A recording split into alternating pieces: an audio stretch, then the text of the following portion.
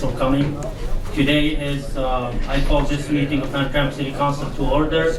Today is May 13th, 2025, and it's 7:04. Would the clerk call the rules, please? Councilman Fai? Present. Councilman Musa? Present. Councilman Mahmoud? Yes. Councilman Al-Samiri? Yes, present. Councilman Hassan? Present. Sedman is not present. We have a quorum, Mr. Mayor. Thank you. Please rise for the pledge of allegiance. I pledge allegiance to the flag of the United States of America and to the republic for which it stands, one nation, under God, indivisible, with liberty and justice for all. Mr. Mayor, can you make an announcement at the quorum? Yes, we are in the community announcement section, so go ahead. Ladies and gentlemen, I just want to announce today that we are strictly enforcing decorum in here today. We are not going to have outbursts, people cursing at the podium, threatening anybody, or otherwise being unruly in here. If you're in the audience, you must remain silent unless it is your turn to talk. If you want to speak at public comment, you need to submit a card and provide it to the city clerk. And I believe there is reserves in the hallway facilitating that. During your time to speak, of course, you can say anything you want, but again, we're not going to be taking any abusive behavior this time, and we're going to maintain decorum. And you'll get one warning in the audience, an outburst, and then you will be asked to leave after that. That's all I have. Thank you, Mr. Mayor. Thank you. Do we have any more community announcements? Max, where do you want the water? Here. Let's just for council. Huh? Oh, Back room for council. CED, the Community and Economic Development Department, has one announcement.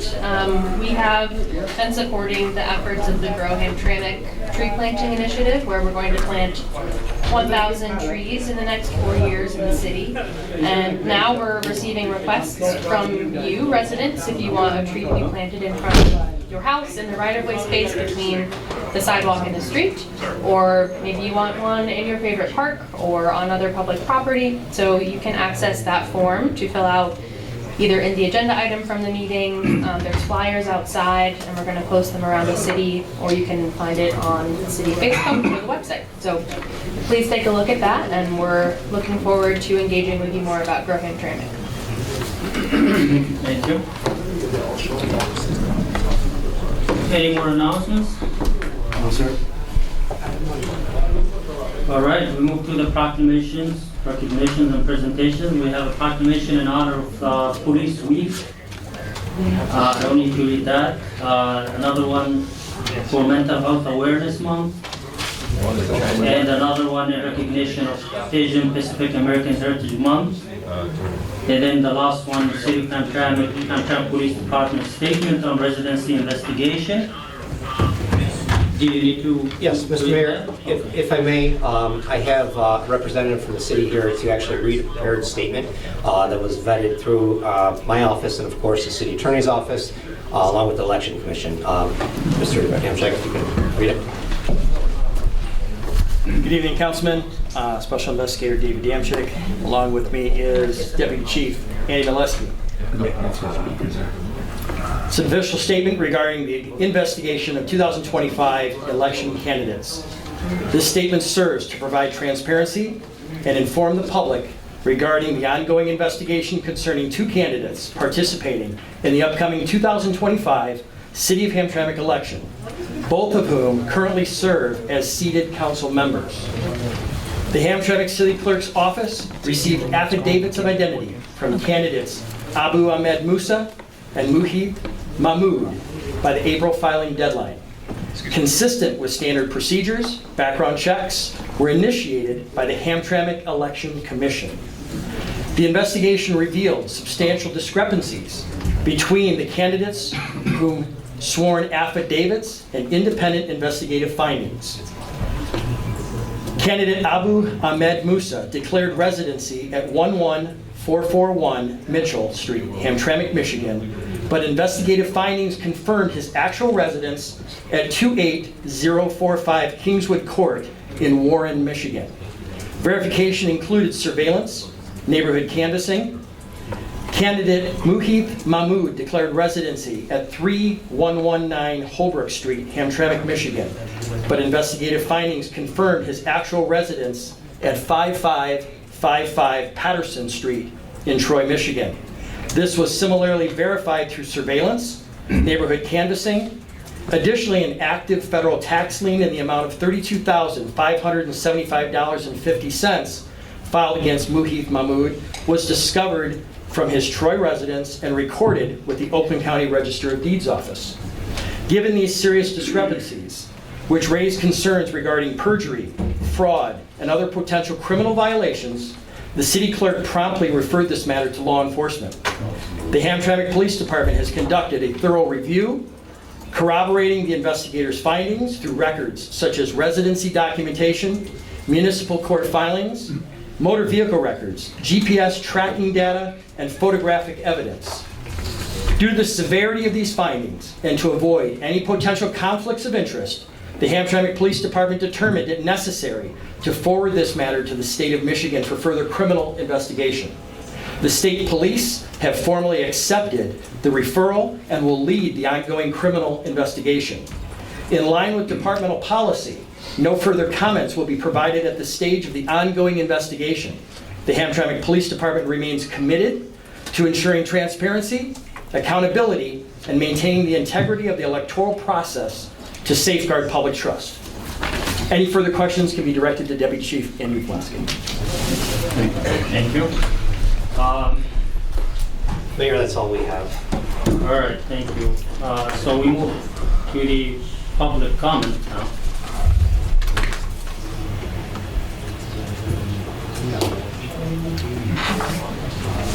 I'm going to read the emailed public comments first. This is from Carrie Beth Leslie, Hamtramck resident.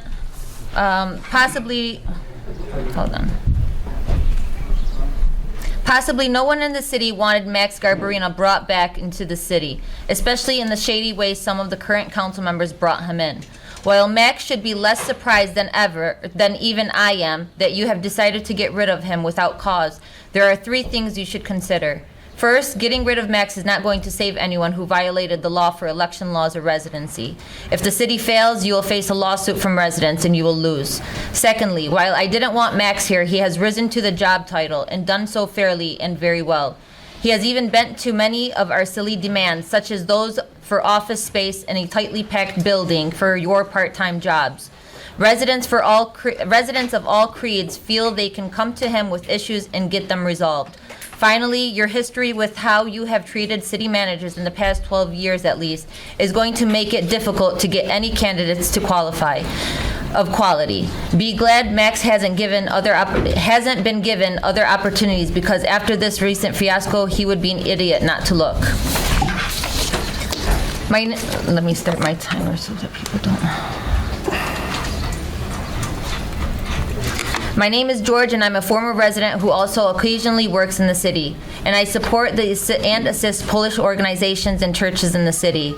I have been following Hamtramck and its politics since Robert Kozarin was mayor back in the 1980s. I want to give a few words of support for Max Garbarino, who in my opinion is the best city manager the city has had in a very long time. Whenever I had a question or needed city help with an issue for my employer or one of the Polish organizations that I assist, he always guided me to the right person who helped me quickly and effectively. We were proud to bring in lunch for Hamtramck Police and Fire Departments a few years ago in October for Polish American Heritage Month. His education, experience, and love for the city and its residents is visible to anyone who talks to him. He is the glue that holds the city government together and is a true city asset, and in my opinion deserves a little more respect and not unnecessary headaches.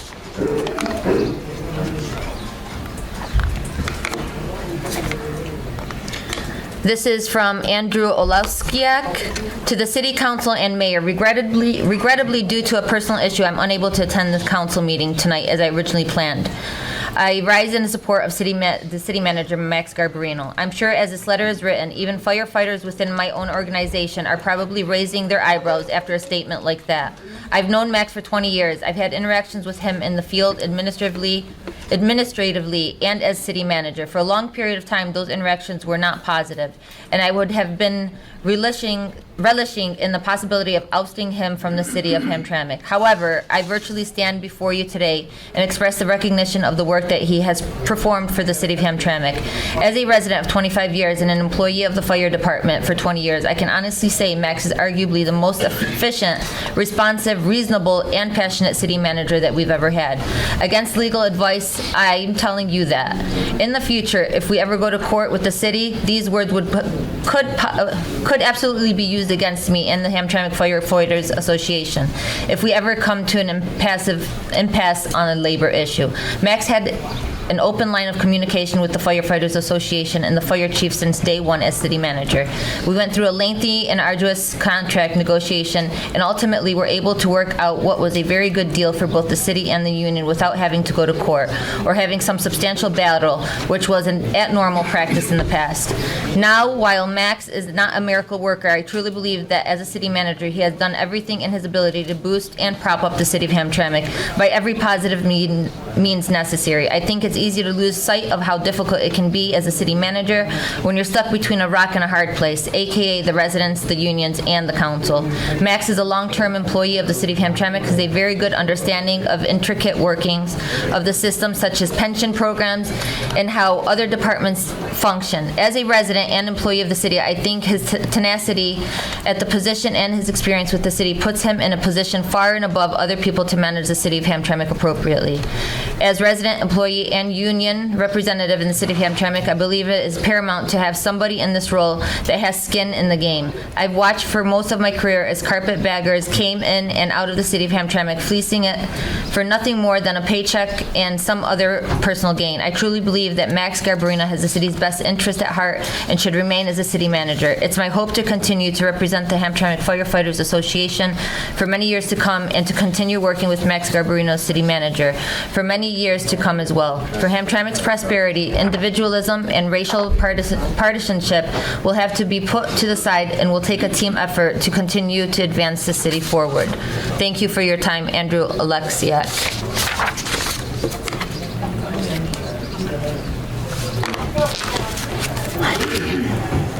Yeah, you can give it to me. Bring mine.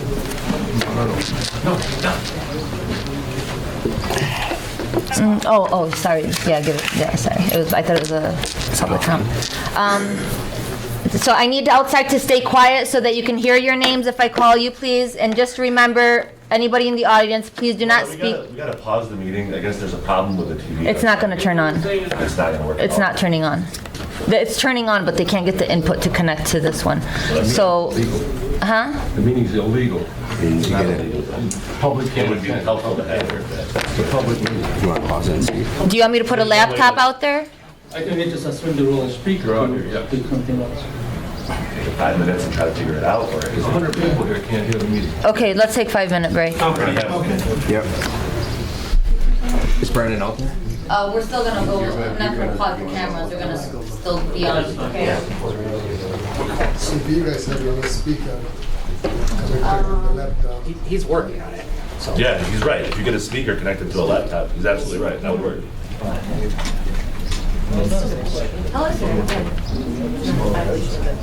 Or if somebody has a phone that can be connected to audio.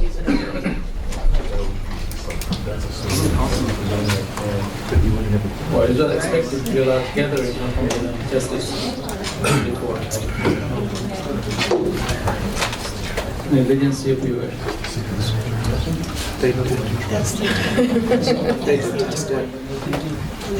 It's just something for some reason. You gotta have them get a new TV. Well, then they broke something or they lost a remote already.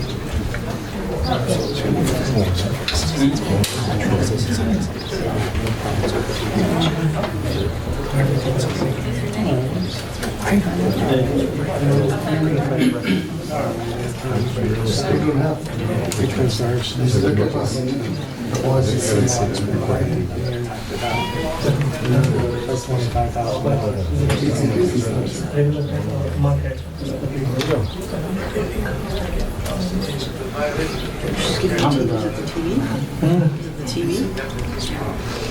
not that way. I don't know, I don't know. Connection issue maybe in the TV. It was working. I might have found it yesterday. He was fixing something today.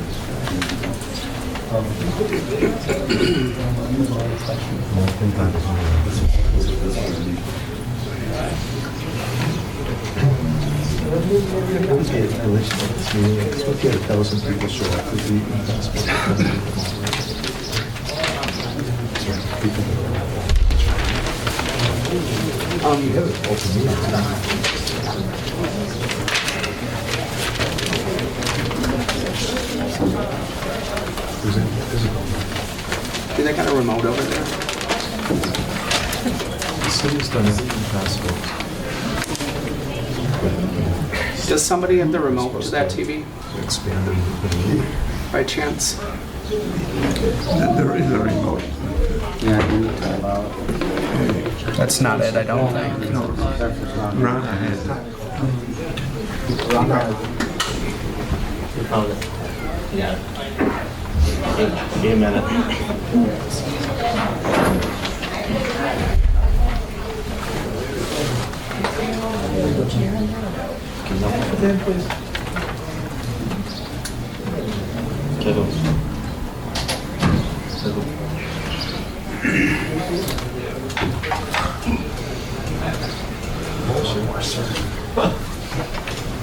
Right, tell Isabel she's Oh, She's out. She's down there. And about unemployment gas. They get, Yeah. They figured it out. Did it? Yeah.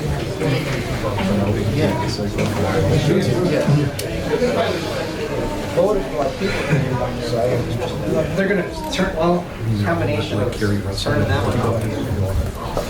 Clark, I think this meeting needs a bigger hall. We have success. What are you guys doing the whole?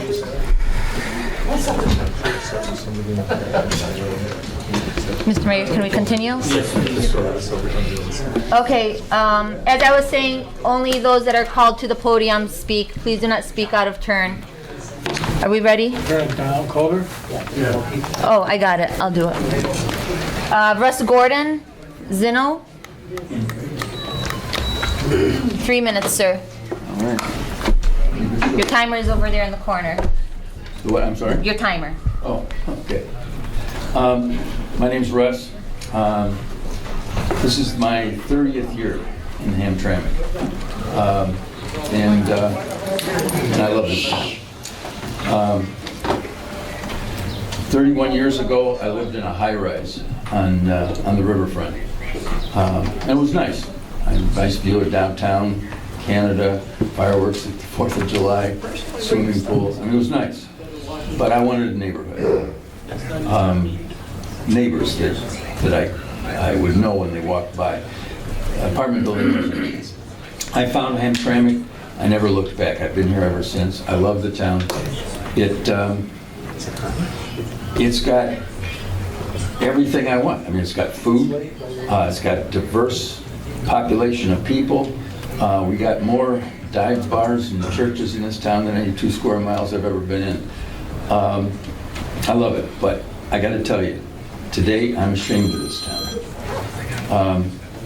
We have elected people to represent us that think they're too good to live with us. It's unacceptable. I'm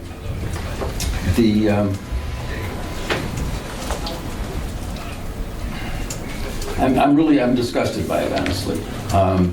If you ask yourself why somebody would drive a half hour to an hour to come here to pass legislation for people that they don't really know, I can only think of a few answers to that, and none of them are very honorable. It's absolutely disgusting. And then, on top of that, to consider firing Max Garbarino, who's done more for this town than any city manager I've seen in the 30 years I've been here. It's unacceptable. I'm sorry to say it, but I just, I'm really ashamed of Hamtramck right now. That's all I've got to say. Thank you, Russ.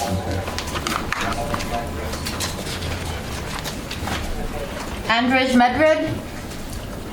Andrej Medved. Medrig? Medved. Yes, sir.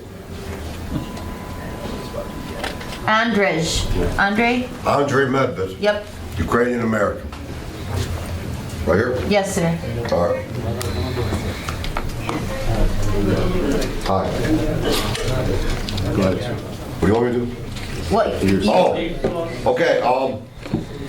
Councilman Mohith Mahmood lives on Holbrook Street, right across from my house. I stay in 3048 Holbrook. He lives right across the street next to the Plow Center. I see him a couple times a week. So that's proof right there that he lives here. I mean, why else would I see him a couple times a week? Anything else you want me to say? No. I'm the witness. I can take an oath from the Quran and I bear witness that he lives right across the street from me. I see his car parked at the driveway every day. See him a couple times a week. That's it? That's your comment? That's the truth. That's it. He lives in Hamtramck. Who's saying he doesn't? Thank you, Andre. You're welcome. Thank you, Andre. Anybody got a cigarette? That's what I need. All right. Later, guys. Andrea Karpinski? Good evening. Andrea Karpinski. I know some of you. I sat on city council with you until I was bullied out about 5.5 years ago by some of you as well. I truly wanted to believe in this board and that you would make good things happen here. Unfortunately, you continue to let others determine how the city should be ran. I believe you know how to vote on matters at hand, especially with the issue of residency. You all claim to be educated and that you know what is right and wrong. I sat where you were for 7 years until I was bullied out. I understand you have to take the residents' voices into consideration, but when private investigators come with evidence that these councilmen don't have residents in this city, you have to believe that information. This is a close-knit community, and you already know what that investigation was going to prove. You know where your colleagues live, and it's not here. Why are we allowing people who don't live here to make decisions for us residents that have dedicated our lives to bettering this community? I encourage this body to make the right choice today. There are people who are running for your office who want to do the right thing for the community, who have invested time to be living here, and have been involved in community organizations every day, helping move Hamtramck forward. They deserve a chance to be on the city council and not be blocked by candidates who don't sleep here at night. If you choose not to remove these candidates or the council members from the board now, I really hope you determine that they should not be allowed on the ballot going forward. Your job is to uphold the charter. By ignoring evidence that has been presented, you create chaos and set a precedence for this to happen going forward. I don't see anything on the agenda regarding the city manager. I would assume maybe you're going to try to put that on in additions. I'd really hope that you consider not doing that.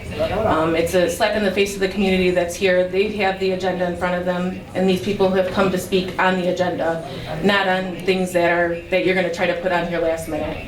I sat with many of you, and through many city manager searches, and Max came in back, and it might not have been right how he came back, or we didn't agree with it, but he's done more for this community than anybody going forward is going to do. Unfortunately, you've set a precedent, you've created chaos in this boardroom, and nobody's going to want to apply for this job. And so I really hope you consider if that's something you want to slap on this agenda today, that you don't do that. Thank you. Thank you, Andrea. Najib Alwan? Yes. Do you want to bring the mic down? Maybe move the podium out of his way so that it's not... Or next to the podium. Hold on, Andy. I'm sorry, Andy. Yep. Oh, I'm sorry, Najib. Yeah, it's okay. It's okay. Good evening, everyone. My name is Najib Alwan. I live at 3276 Jacob Street. I've been living here for almost 25 years. I went to Holbrook Elementary School, then KMS Kirchner School, then I attended Hamtramck High School. And I was just going to start, this speech with a joke, but then I realized City Hall has beat me to it. Honestly, if you watch the City Council meeting lately, you'll think it was a reality show called Chaos in the Chambers, just without the ratings or the talent. But let me be clear, what's happening in the City Hall isn't just embarrassing, it's dangerous, and we need to call it what it is, a complete failure of leadership. Our City Council has become disorganized and unprofessional. Meetings have turned into a circus. There is no respect for the rules, no respect for the residents, and no respect for the city.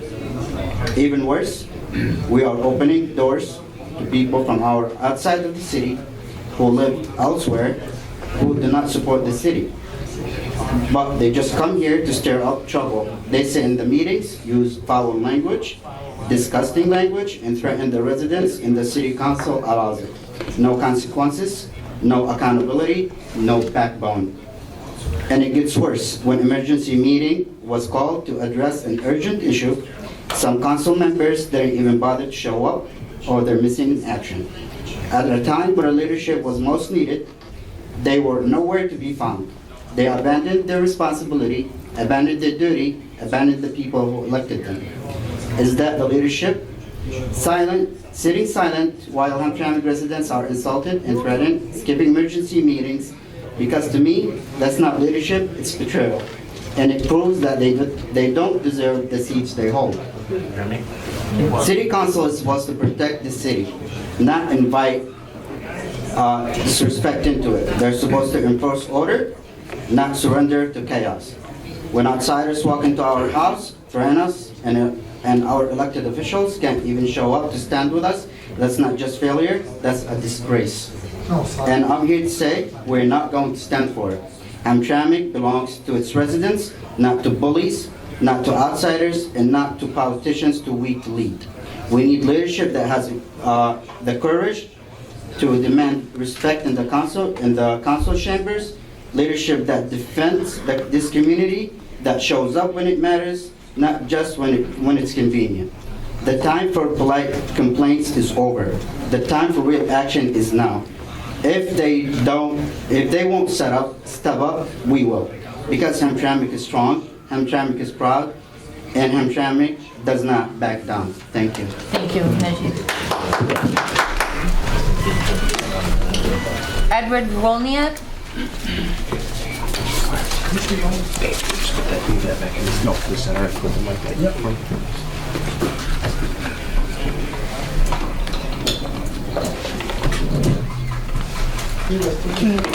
Center.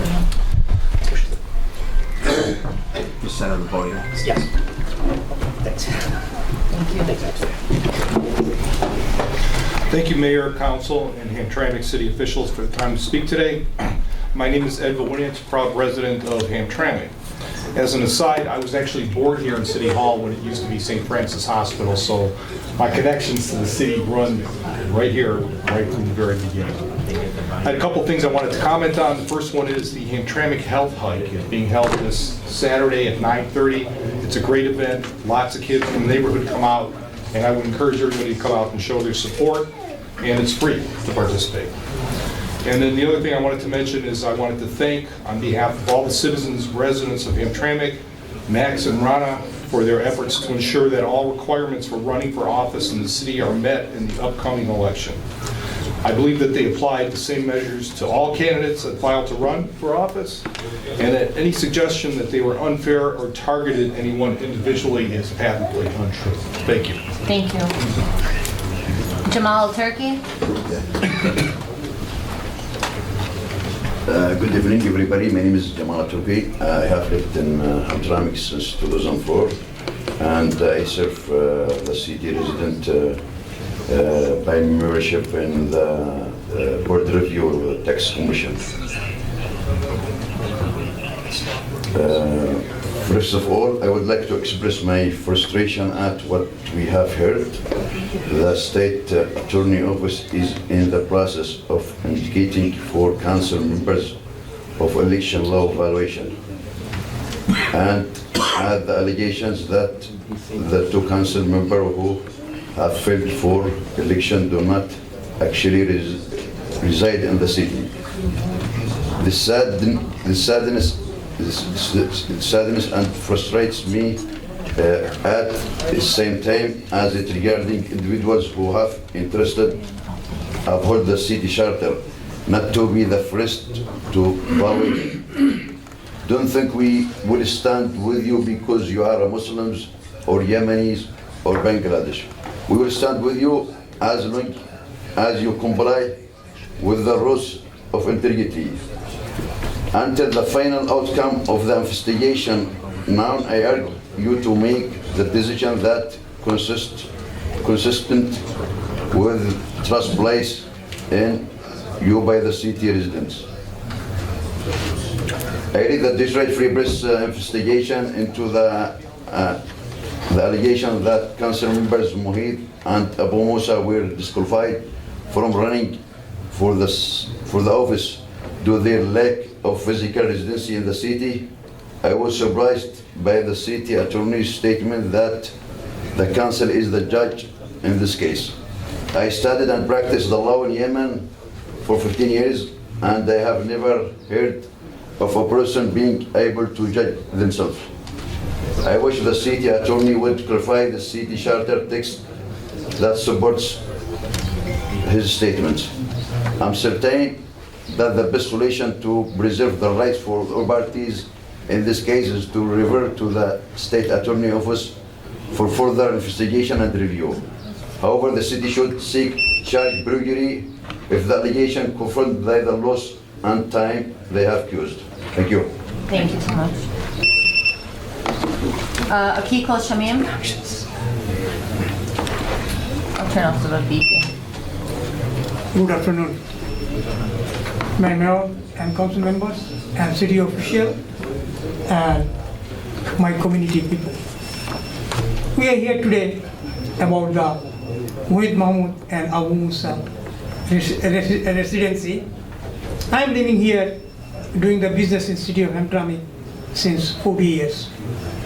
And I know them very well. I don't like some people, as council member here. I am not camping, supporting him, supporting them. But I am here is insulting the council member and community people, residents of the Hamtramck. They don't respect the voter who they elect their council members and mayor and city officials. Because we think it is the one kind of drama going on in the city of Hamtramck. Abu Musa running the city council last 12 years. Mohit Mahmood running the council member last 4 years. And Kamrul Hassan running the 4 years, 4 terms, 16 years. So it is in the funny things. Why was in the city of Hamtramck 12 years ago when Abu Musa was elected by the community? When was in the city official last 4 years ago Mohit Mahmood elected by the city of Hamtramck people?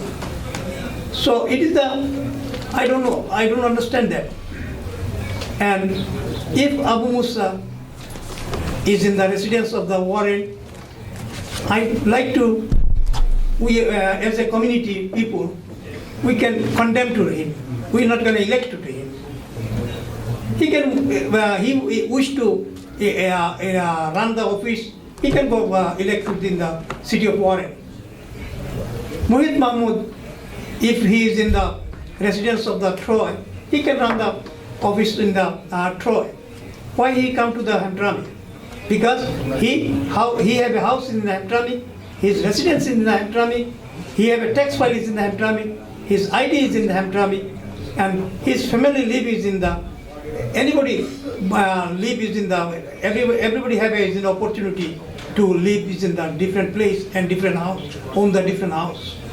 But depend on his tax file, his ID, his insurance card, his all those things is in the depend on this in the residence of the any city. So Thank you, sir. thank you very much. Thank you. Veronica Smith? She's out there. Veronica Smith, please. What's the name? Veronica Smith. Veronica Smith. Veronica Smith? Smith? She's coming. If you can't hear us, just step in and we'll.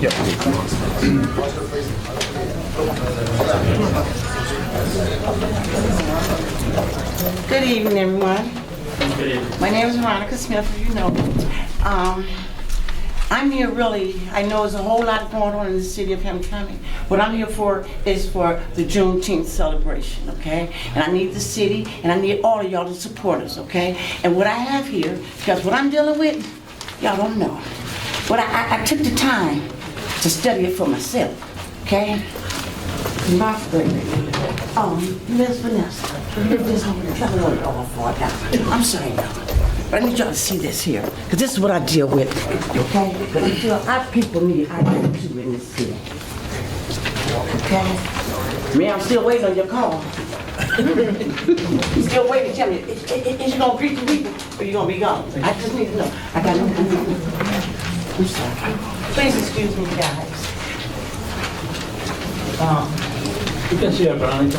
Anyway, I don't worry about it. Yeah. Okay, what I just gave y'all is what I have to deal with, okay?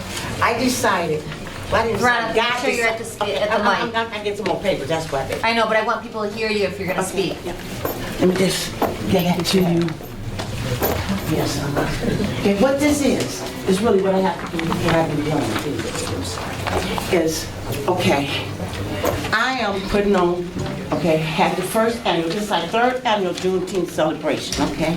That, of course, because I feel like my father, actually, my grandmother could have been born right here in this room, but my father was born in this hospital, okay? And so this city means a lot to me, okay? And it's time for y'all to give us respect we give you all, okay? Juneteenth is coming up, it's going to be June 14th, okay? It's the Saturday before, okay? And it's a twist with this.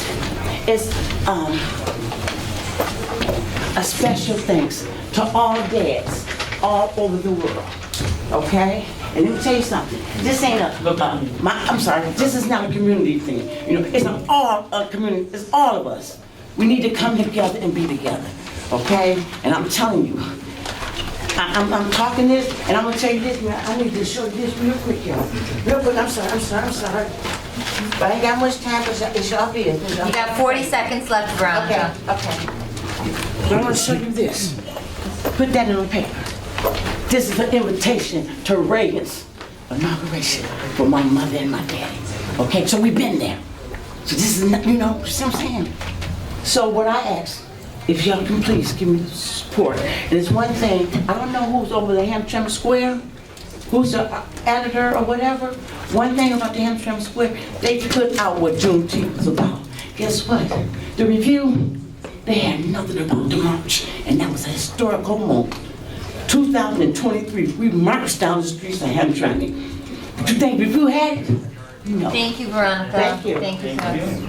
We'll make sure to be there and not in the side events that the governor last time attended without our knowledge. And then they claimed that the mayor didn't receive her because nobody told us that she was coming. And I chose to be with you and march with you. That's the main event, not any other events on the side. Thank you. So we will be there. Thank you so much, Mayor. Thank you. God bless you all. Muhammad Ali, Holbrook.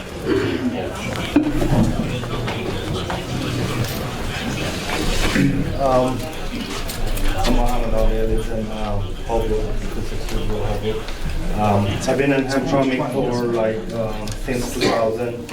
I used to have a business over at Corner. especially I stop by Mohit Mahmood house over at Holbrook at least 2-3 times a week. Basically see him almost 2-3 times a week. And I know he have a house in Troy. His wife lives down there, but I don't know what is the define between the residency. If his wife, and his kids lives down there, if he wants to go see him, it doesn't mean he's not a Hamtramck resident. So I have a question to anybody, city manager or anybody, can you define me please the residency from the, what is he had to be have a Hamtramck resident? They don't have to answer you. You just have your time to speak. So, and I personally know him for a while, and I don't know if he goes over there, see his family once or 2 times a week, or it doesn't mean he's not a Hamtramck resident. He's been there for paying his tax. I saw his car all the time. So I don't know what was the reason cruising him is not a resident, and I think it's like humiliating him or humiliating the person who just went and go see his family and not giving him a residence of Hamtramck. Thank you. Thank you. Hamad Al-Jahim? Mohammed Al-Jahim? First of all, everybody needs to hear. I feel like this should be during like a bigger city hall. But okay, whatever y'all want to do. First, hello everybody. Good day today. Good evening, Mayor, council members, and fellow residents. My name is Mohammed Al-Jahim, and thank you for the opportunity to speak today. First, I want to congratulate the Mayor, Ambassador Emir Ghalib, for his outstanding service. His leadership has brought pride to our community, and we are grateful for the way he has represented us with dignity, and we wish him the best in his next chapter. Now I want to address a serious concern that many in our community talk about. Reports that some of our members of City Council may not actually be living with the city of Hamtramck. This is very troubling. When someone holds a public office, they have responsibility to live among the people they serve, to understand our struggles, and be a part of our daily lives. If these accusations are true, they undermine the trust between the council and the community, respectfully. Hamtramck is a small but powerful city. We deserve leadership that is present, involved, and accountable. Our elected officials should not show up for the meetings only, of course. They should live here, walk our streets, just like anybody, for me, example, and experience the same challenges as people they represent. Last but not least, with the mayor election coming up, I hope we move forward with the candidates who value transparency, fairness, and community trust. Let's make sure Hamtramck continues to be led by those who genuinely call it. Thank you. Call it home. I'm sorry. Thank you very much for everybody. I hope you guys have the best day ever. Thank you. Diane Farkan? Diane Farkan? She's out there. What was the name? Diane Farkan.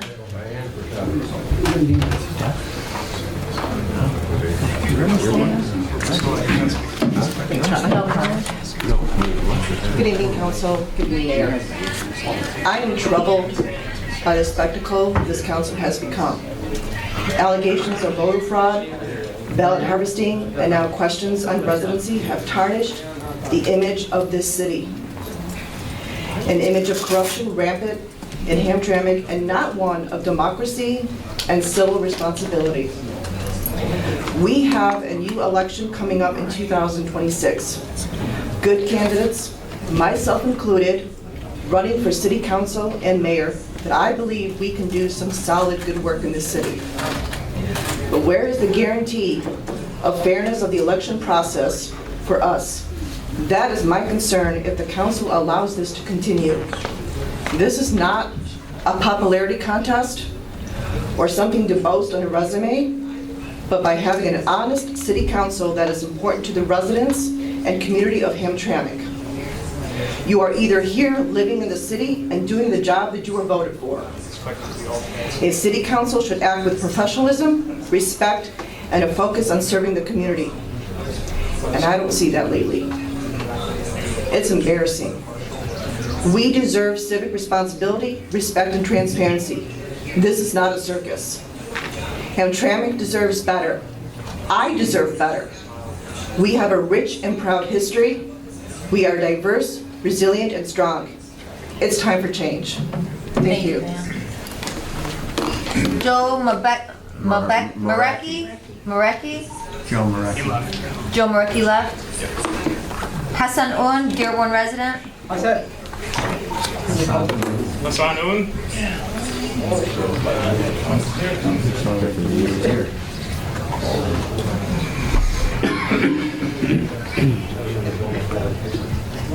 Good afternoon, everybody. Sana Yun, public activist. I love the criticism.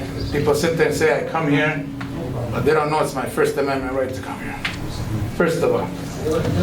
Second of all, there was an investigation regarding Max. Did you get my email? Did you get my email? Regarding the FOIA? Yes. If these two gentlemen were under investigation, why wasn't the investigation for Max released to the public? You guys want to criticize me? Go ahead. But he's a public official. When he was the chief of police, we're entitled to know exactly what was the reason he got fired or he resigned, for what reason.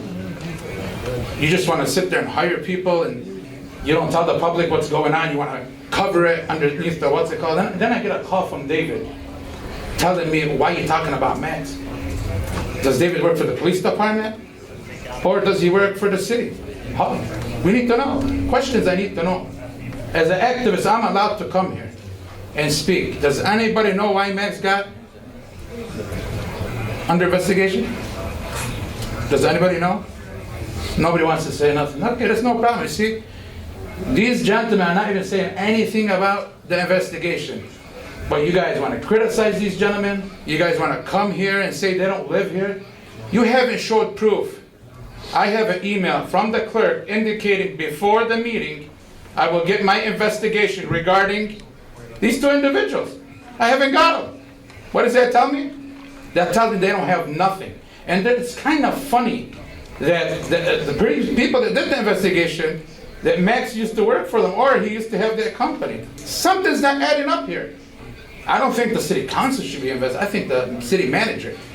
And just to let everybody know that I am not going to sit here and tell anybody that I can't even come here. You're gonna sit there and tell me I can't come here? I need an extra minute. The only reason that I come here is because I see corruption. Every time Max sits there, he wants to make sure the city council aligns with him. You guys give him bad rating, that it looks like. I'm not stupid, I'm smart. So now he wants to kick you guys out, tell you, go, have a nice day, I got an investigation. Oh my God, we just put GPS on your cars. What does that tell me? There was no warrant by a judge. He violated the Fourth Amendment right, due process. And let me say something to everybody. I'm not taking it to Wayne County. If you don't give me the freedom of information because he was a public official, why he was fired, or why he resigned, and what did he do exactly, I'm going to federal court. You violated my amendment right. And I learned from the best, James Allen. Federal question. It is what it is. I'm just telling everybody, please, my freedom of information, I want it. What I asked for, I want it. And I put a preservation for a hold. That you guys must preserve all the information, because I know you're not going to give me, and he doesn't want to release it. It's all a cover-up. We cover for Max, and we don't want to speak about Max. We come here and want to bash the city council. How is this? Tell me, explain to me. Every single investigation that happened in the city is because of the city manager. He wants you guys gone. If you guys can't realize that, something's going on. He speaks for everybody. And that's a shame. He comes and says, I'm controlling the Yemenis. I'm not controlling the Yemenis. I come here because I want to. I'm entitled to come here.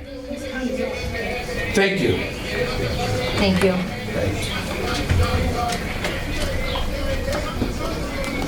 What is it up there? Oh, the 10 minutes. Yeah. Mo Islam? Mo Islam? Mo Islam. Mo Islam. Come on.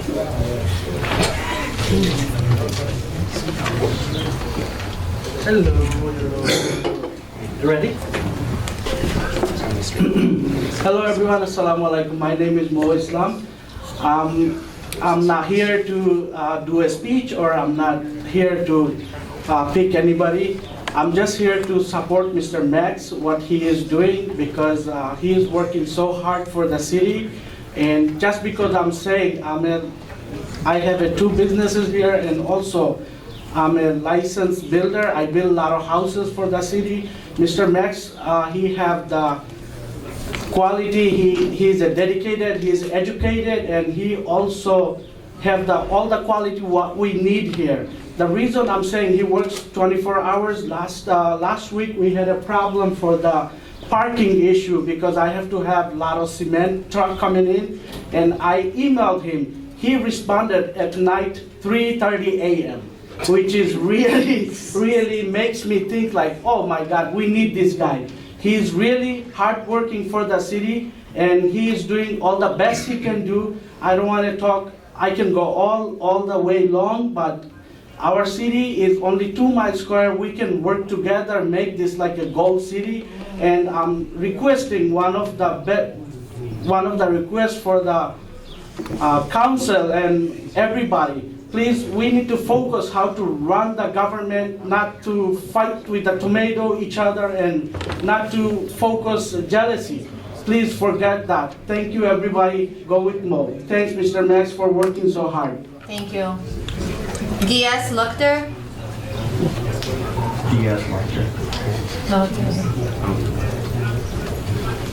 Good evening, everyone. Happy Mother's Day, even though it's belated.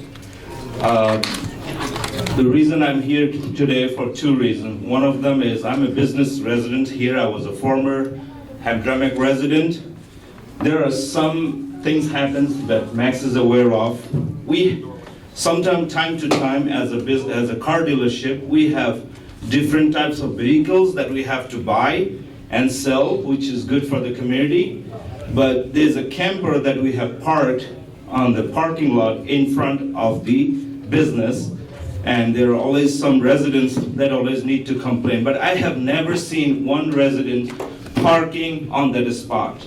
And these things are not meant to be here forever. They will get sold and they will be gone, and nobody is living in the camper. It's only problem when someone lives in it, makes a pollution, whatever it is, and it's registered on the other hand. That's one thing. The other thing is, we have so many residents that came here today because of the issue of Mr. Muhit Mahmood and Mr. Musa, who have been serving here for a long time. When we speak as a resident or as a business resident, does it make a difference here when we say something? Does it make any changes? If not, my question is, why are we all coming here in every meeting and losing our energy? If anything changes because what we say, then I'll say that we'll come, we'll talk, we'll speak for the city. We love this city. We want good people to be here. And obviously, I have never seen them doing any crime other than what they are based on what is happening now because of the residency issue. Maybe it's their naiveness, I don't know. Maybe they don't know the law. If there is a law that needs for them to leave the city of Hamtramck and be out of the city council, then my question is, what are you going to do with all the agendas that has been passed by their yeses? Will that be undoes? Everything that was done by Mr. Musa, done by Mr. Muhit Mahmood, are you going to undo everything? Okay, so that's one question. The other thing is, let's do due diligence, and not just because of the residency. Check everything else, checks and balance, and do a good decision, which is good for the city and good for the future of our councilmanship. We want a diverse city with the love of everybody. We are dividing now. We don't want that. We want to smile with each other, not by tribe, but by faces of city of Hamtramck. Thank you, everyone. Thank you, yes. Bill Meyer? Bill Meyer. Bill Meyer? He's gone. You're up, sir. Go ahead. Yep, right to the podium. Bill Meyer, thank you. Hello, Council, Mayor. First of all, I'm very sad we're losing our mayor, who I think was the greatest mayor I've had since I've lived here. He's not only a mayor we're going to lose, but he's a doctor too. I'm going to lose my medical assistant. So it's a great loss to the city. So I'm here to talk about the issues of residency. And first of all, I want to say no one likes cheaters or liars. No one does. But people do cheat and lie. Some of you do. And some of you are interpreting the laws sort of loosely. Like turning ballots in, for example, you know, it says you have to turn them in yourself or whatever, but you could mail them. And if you mailed them, it would be all right. Then you don't know who sent it. There's many ways. The laws are not clear at all. And that's what I'm going to try to say here, is that the laws are not clear in the city about residency. I've spoken to many attorneys since this issue came up, and people in the city here, and I cannot find anywhere in our charter or any law that states what residency is specifically. It does not say you have to stay in this home 24 hours a day for 6 days or whatever like that. There's nothing specific. You have to be a resident to run for office and to serve, yes. But what is residency? And if you can't find a law that says they committed a crime, then it's not a crime if there's no law. If Mohith wants to go out to his other house that he has in Troy, he's not denying he has another house. His wife lives there. He lives here. He goes sees her. She comes sees him. Whatever their relationship is, we don't have to know. He could be there 6 days a week. It doesn't matter. He still has a house here and he lives here. So the problem is definition of residency. And not only that, but it matters how you do your job. The law is very strict on if you have to live here. To live here, you have to have papers, you have to pay your bills here, you have to have your taxes here. Those are specifics. If you do that, that's for sure. You can clock that, but you can't clock how many hours your car is in this city or the other city. That doesn't mean anything. Some people live here and work in another city 6 days a week, but they're still residents here. That's not proof that you don't live here. None of these charges against these guys are really based on any rule, any law that I could find. But at the same time, I do think people are stretching the rules. Sometimes they could possibly be going there and doing that, but you can't prove exactly what's in the person's mind. When they do, there's just so many subtleties that cannot really be proven. So first of all, I recommend that you drop this issue because I think this is dividing the city. I've been very thrilled with this council and mayor and the great work you've done up till now. Why do we want to go further and destroy the city with this sort of, the halls is filled with people, everyone's up in our arms. Replacing these two council members isn't going to solve the problem. Thank you. Can I get an extra minute? Replacing these two people isn't going to solve the problem. The problem is the law. You got to write a better law that explains exactly what residency is. And then everybody's got to do that. What does it mean, residency? You have to eat here 4 out of 7 days a week or what? There is no definition of residency. That's the problem. So how can you accuse these people of committing a crime when there's no law that they oppose? Tracking a car doesn't prove anything. Asking a neighbor if they live here or not doesn't mean anything. You can ask anybody, they'll say anything. That's not proof. They didn't ask the neighbors here where they live if they live here. They asked only out there if they live there. And what do the neighbors know? Yeah, he has a house there. Yeah, he lives here. That's what they said. That doesn't mean he lives there the majority of the time. And even that, what does it matter if it's the majority of the time? Definition of residency should be you pay your taxes here, your license is here, everything you do legally is here. That's all you can prove. Thank you. So I hope you resolve this and let these guys stay. Thank you. Thank you. Ali Al Hassan. Ali Al Hassan. Ali El Hassan. Aboard. Ali Al Hassan. Abraham Al Jahim. Abraham Al Jahim.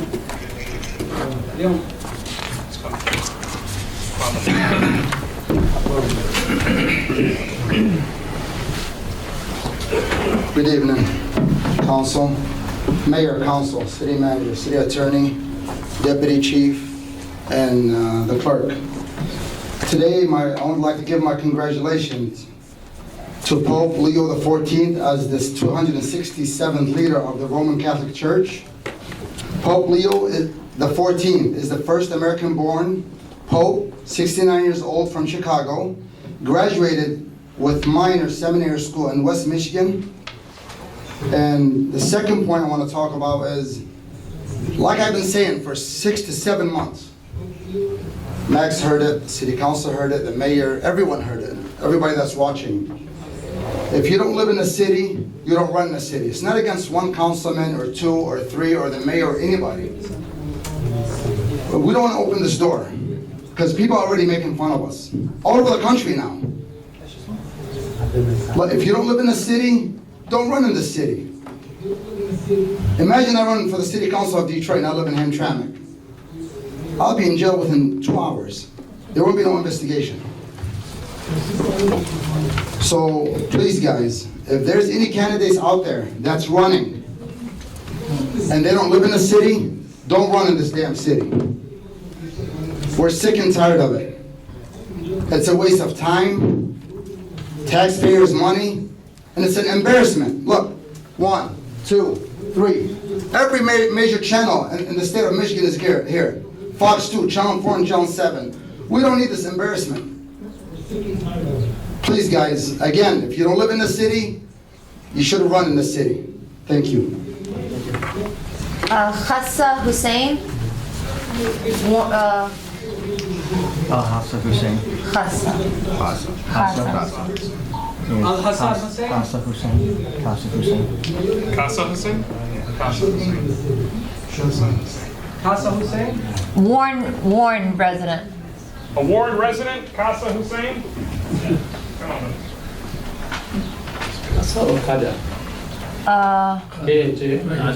Kaja, is that a J? It looks like an S. J, yeah. Okay, Kaja. Yeah. Right here? Hi, assalamu alaikum. Good evening, everybody. My name is Khaja Hussein and I'm a proud resident of the city of Warren.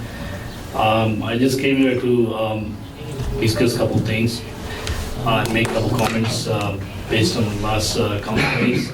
Unfortunately, I couldn't make it in the last meetings because I was at work, and even today I just got to work at 7 and came here from the work. Regarding Mr. Mohit Mahmood and Abu Musa, as I heard from, I watched the video on the YouTube and I saw some discussion here that people are climbing or the city hall is climbing, they've been not leaving city of Hamtramck, and I just wanted to bring my comments that especially knows Mr. Mohit Mahmood and Abu Musa for a very long time since I've been living here.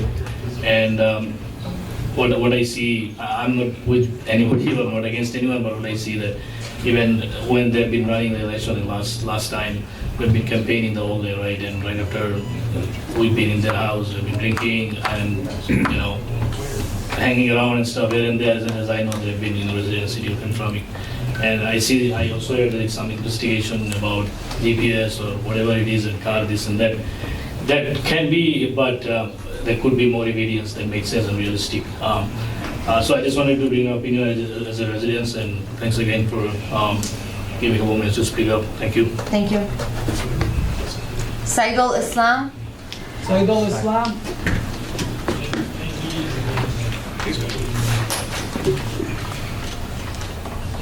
Right to the podium, brother. Oh, you're good. Saidul, you didn't finish. Are you a Hamtramck resident? Oh, yeah. Okay. So I thought. How you doing, guys?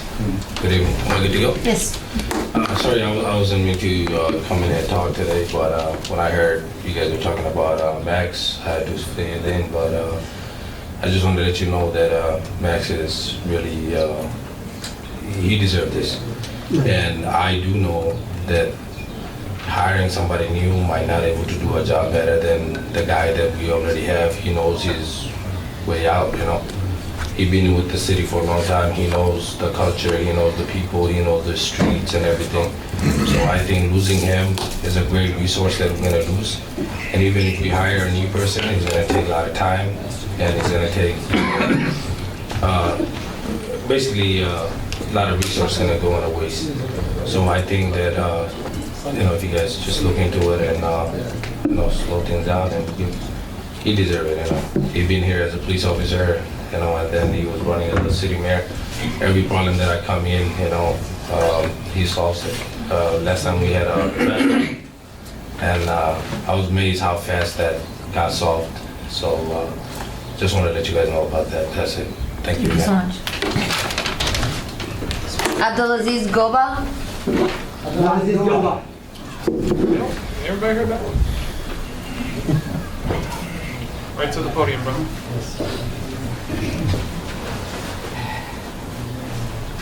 Good evening, everyone. Assalamu alaikum. My name is Abdulaziz Joba. I live in the city more than 35 years.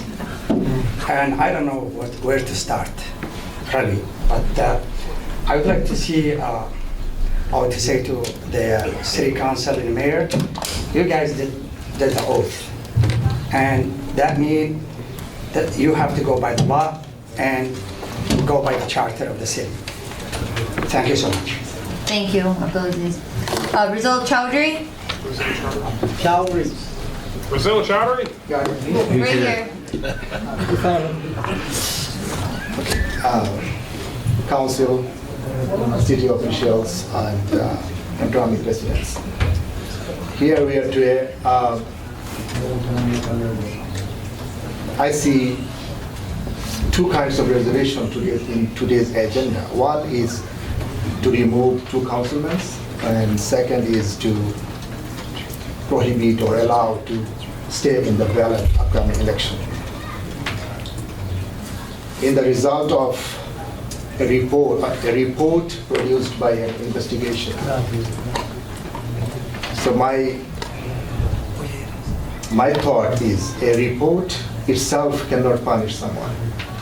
A report has to be submitted to a proper authority, like a judge. And a judge or whoever a proper authority can stop them, remove them, or stop them to run an election. But in today's agenda, we see we are asking city councilmen to take decision to remove themselves. Does it make sense? The same people are defendant and the judge. Another thing is why we are combining this residency investigation to the election ballot. It could be any time. At any point of time, they can be proven guilty and removed from the city council, or even can be punished. So why we are thinking this investigation should stop them running from the office. So everything has to have logical. Even though if they win the election after running and it came up, then they don't live here, they lied on their oath, they can be removed and they can be punished. So why is rush? And why we are making this chaos? Thank you. Thank you. Ahmed Sharaf, Detroit resident. Ahmed Sharaf. Detroit resident?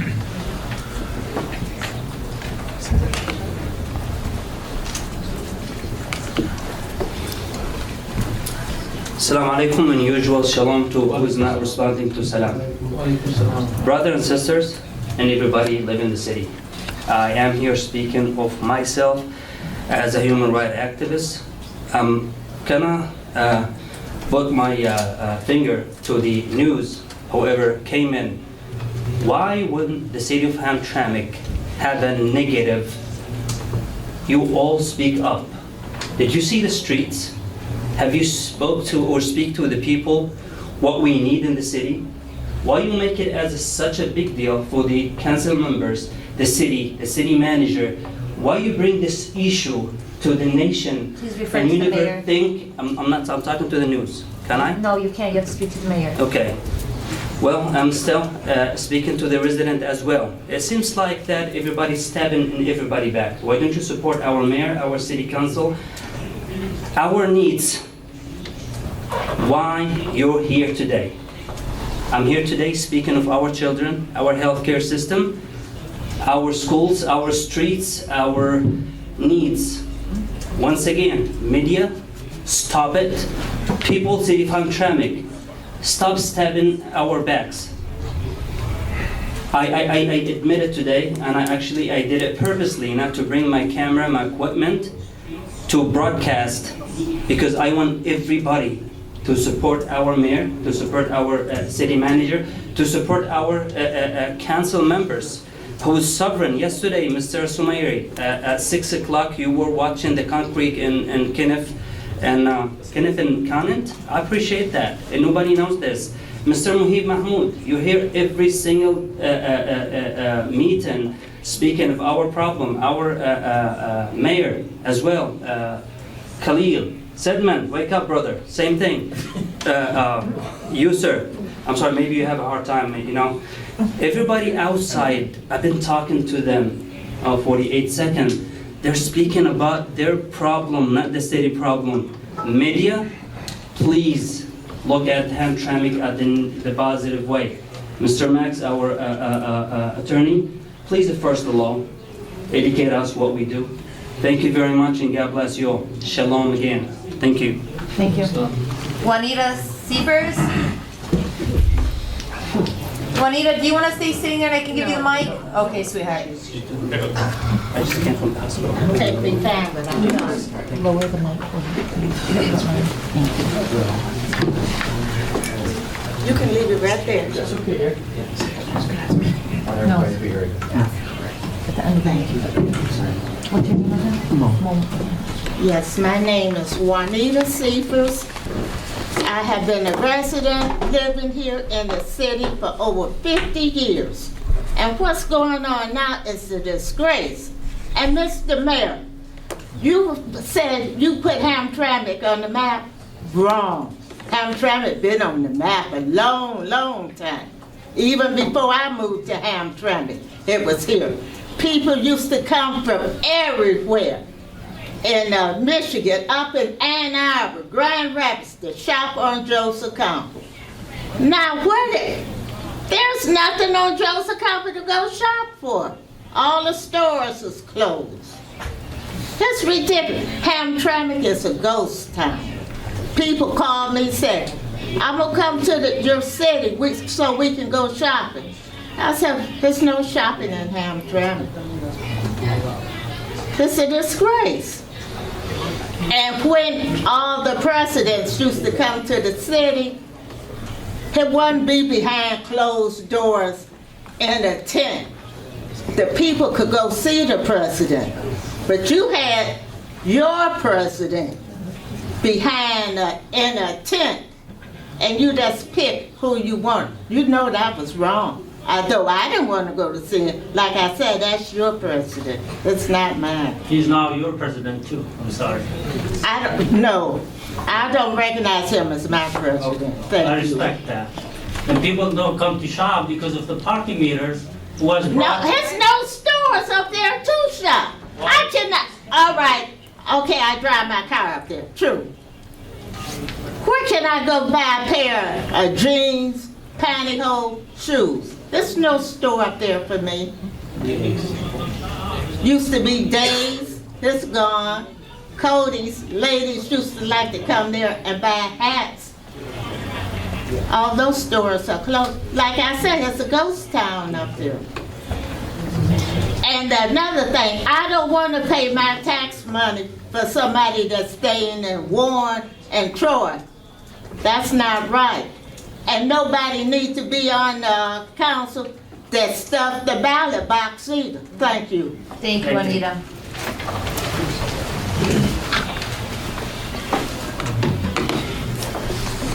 Mr. Mayor, that's all for public comment. All right, thank you. Thank you, everyone. We appreciate your time.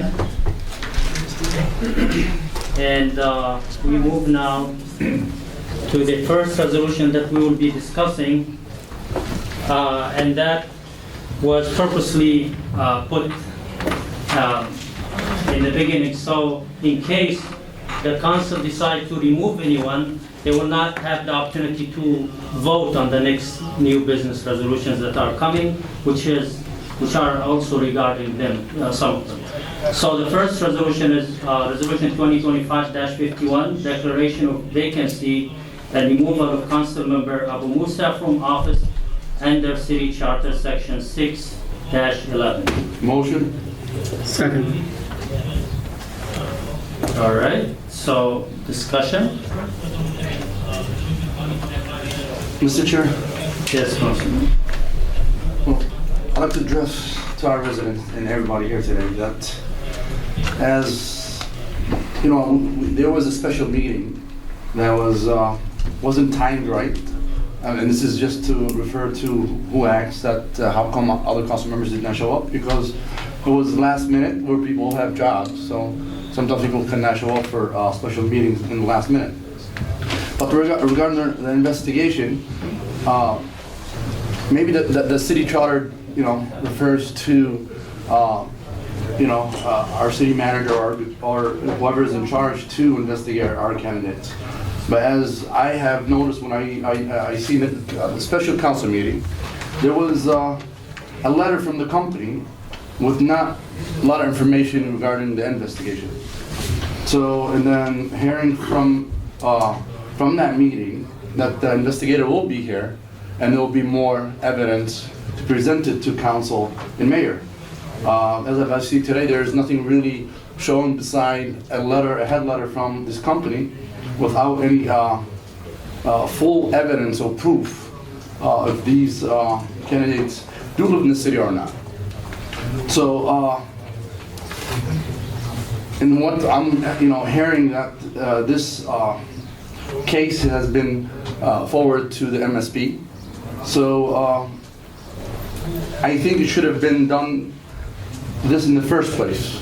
I don't think it should have been dealt with council, mayor, and this chamber, because it doesn't look right. I don't think council should be involved in anything like this. It should have been forwarded with the full information that this investigator has on these two to be presented to the MSP or even Wayne County Commission Committee. And that's why there's a committee for the elections.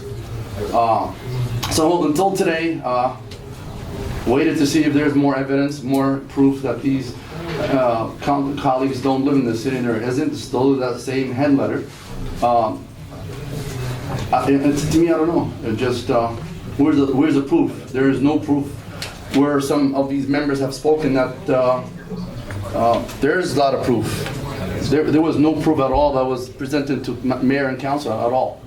Beside that letter that you guys see on the website. So I just hope that with the evidence that we have right now, I don't think it's enough for action from this council to take. If it needs to be forwarded to the MSP or somebody higher up, let it be, and then let them decide if these individuals live in the city or not. Thank you. Any further discussion?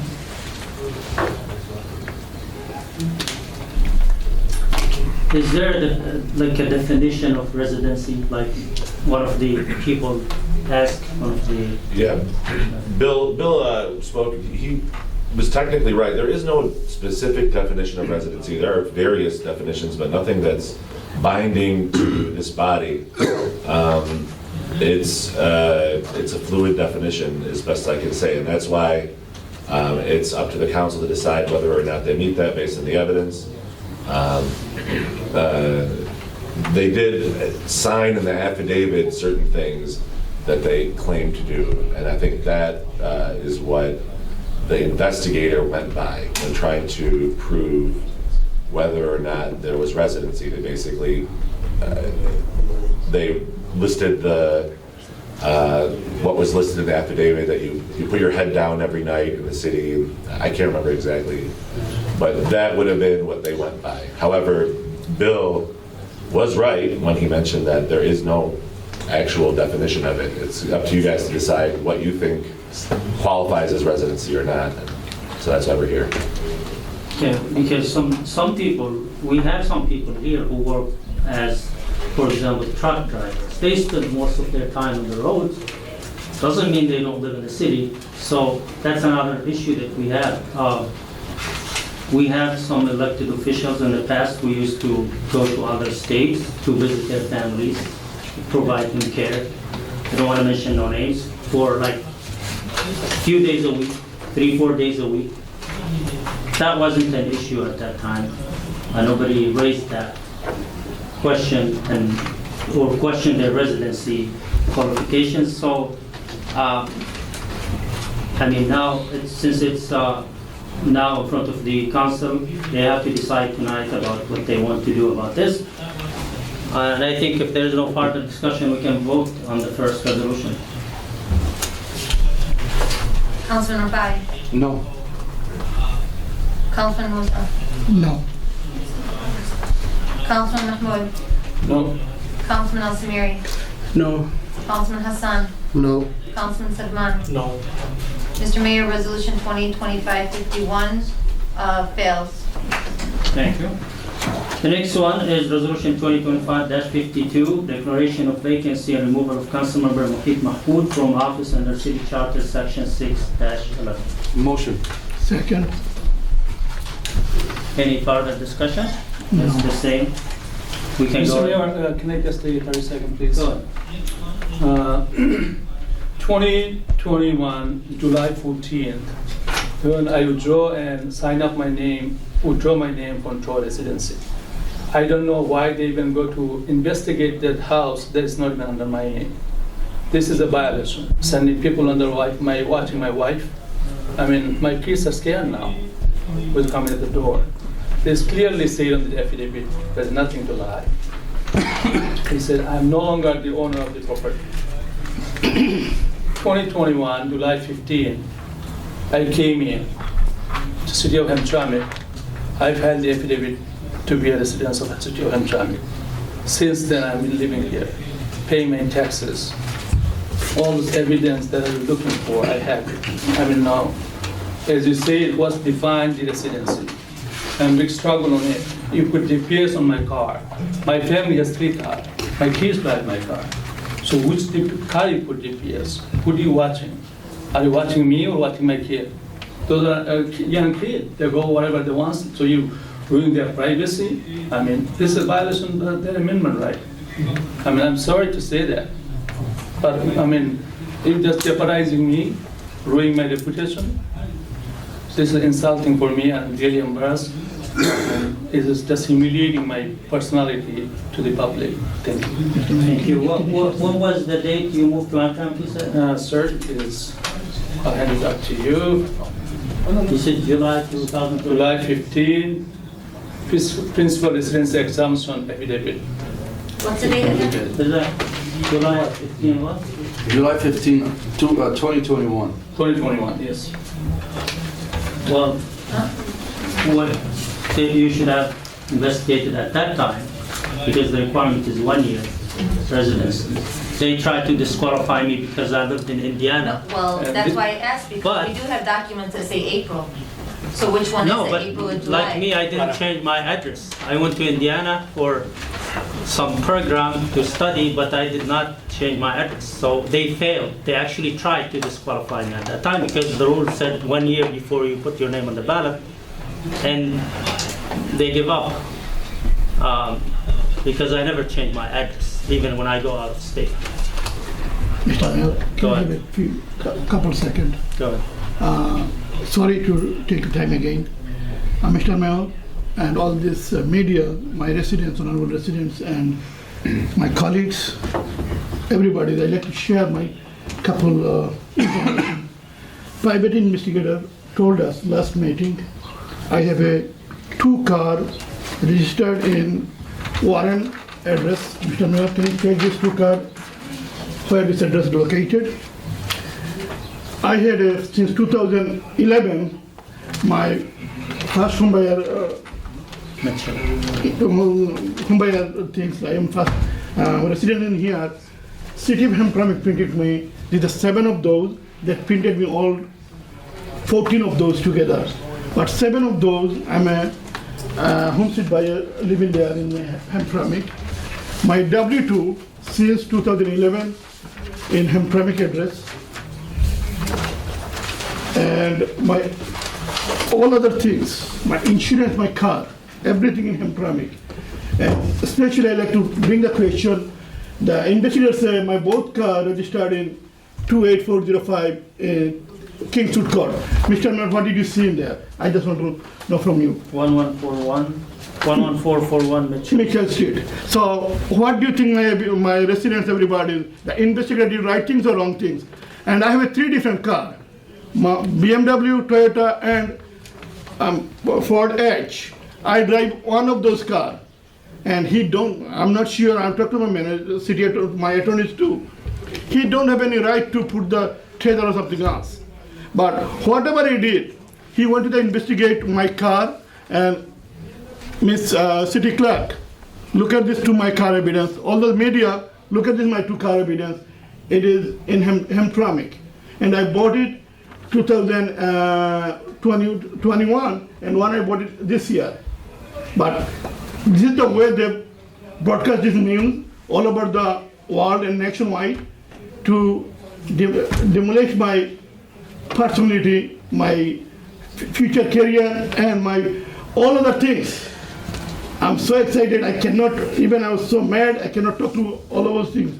So I want to bring my colleagues, please check these things, whatever, who Mr. Mayor, who approved those investigations done through the council? I have a question to my council and my colleague.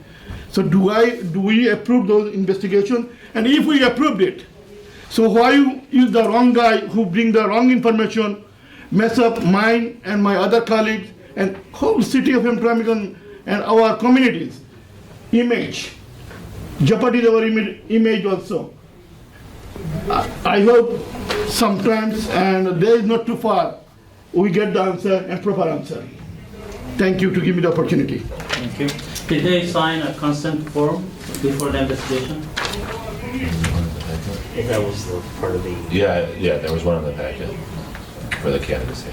Do you want to say this, Mr. Attorney? No, I believe you. Okay. Thank you. Any further discussion? Mr. Chair, I just want to clear one more thing again.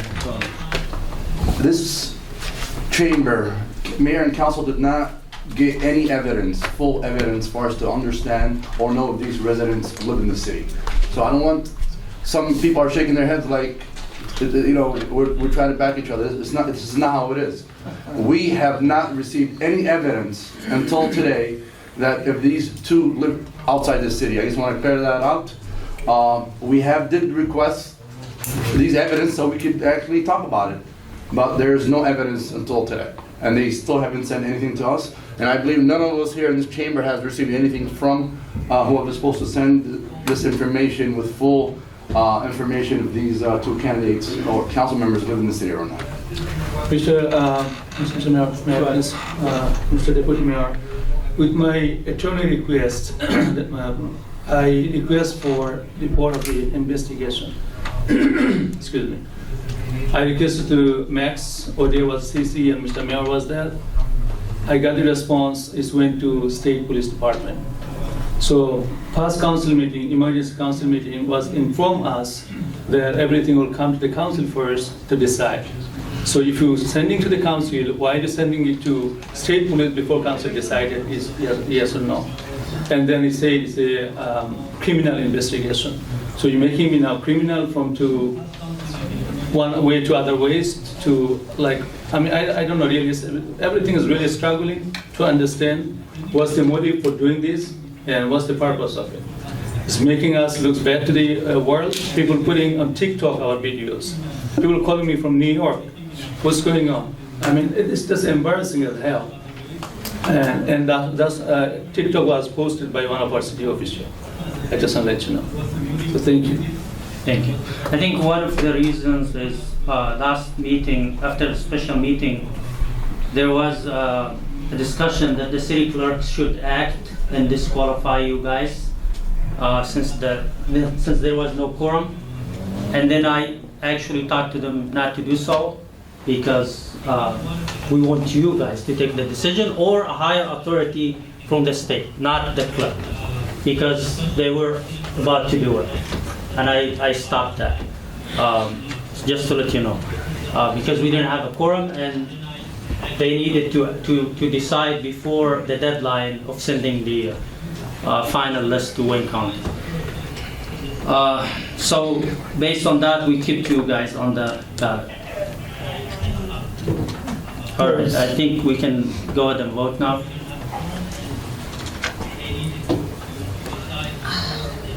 So you said, when did you move in? What is the question? You said you moved in Can you to forward the Hamtramck paper what later day? on? Mr. Mohit Mahmood, can you give her the paper later on? If you July don't have all the 15, 2021? It is mayor chamber. I don't think, Mana, you're running the meeting. Yeah, So well, why I are you have, asking me to I'm vote? not running the meeting, I'm just asking you Okay, I some know you're questions. right. Your job is to write the notes. My right is that you, Yes. well, Give it her the also document later. disqualifies you if you weren't under a year. If you were What? under a year, well, what do you think? I said When 2021. did he, You said July apply for, 24th. when would he have applied to, I see what you're saying. When would he have applied for, It to would be on the be, ballot for April. what year did he, I don't know, I wasn't here It back. would be in 2021. It would be, you would have probably same deadlines as this year, so probably by April. Mr. Chair. I have to look it up, and I believe it does So say if you you have to applied live here by- for a yeah, year. It was. Point of order, you stated city clerk to vote, can we vote for this, and then you guys could...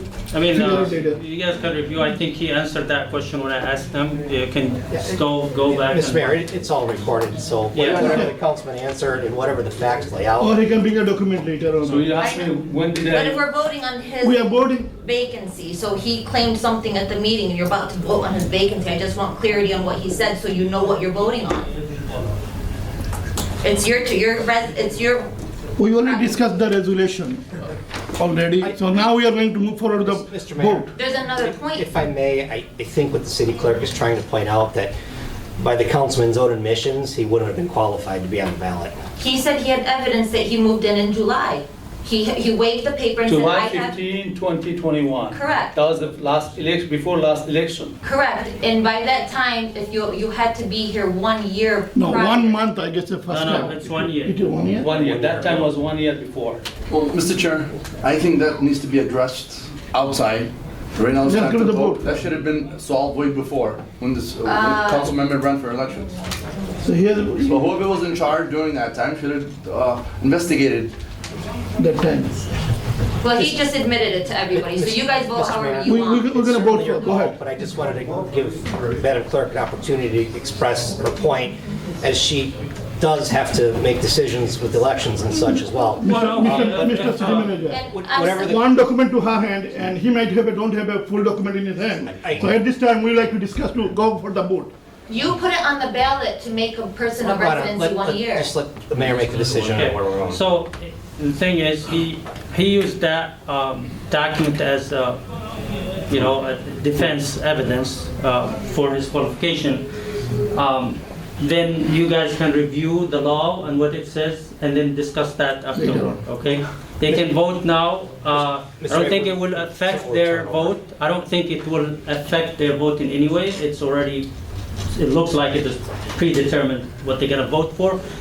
But if you guys want to review, in case there's any violation of any law, that's can be done after the meeting. Okay. So you ready to vote on this? Yes. Councilman Hassan? No. Councilman Al Samiri? No. Councilman Rafai? No. Councilman Musa? No. Councilman Mahmoud? No. Councilman Sedman? I abstain. Mr. Mayor, Resolution 2025-52 denied, or fails. Thank you. All right, so we move to the additions and deletions. Do we have any? No, sir. All right. Consent agenda, this is approved in one motion with no discussion. We have approval of minutes from the April 22nd, 2025 regular city council meeting. Hey, Boca. Approval of invoice register date ending May 13, 2025. Approval of pre-approved expenditure date ending May 13, 2025. Motion? Second. All in favor? Aye. No objection? Nope. Thank you. Now we have a public hearing. And we have two of them actually. The first one is Resolution 2025-53A, first reading of Ordinance 2025-01, City of Hamtramck, 2025-2026, General Appreciation Ordinance. Motion. Second. So we have a motion and a second to open the. This is to, motion to start the public Yep. hearing. Yes. No, I'm sorry, this is to open it and now a motion to Motion start. to, Mr. Chair, motion to open for public at 8:39. I need a second? Second.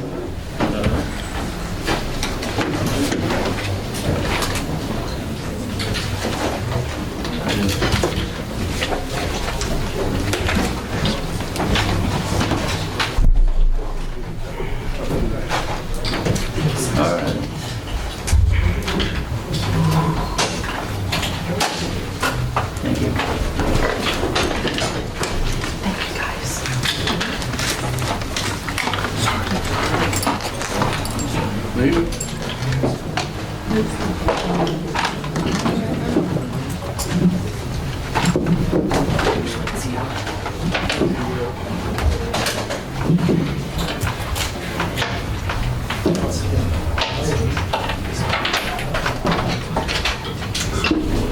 Ronna, do we have any?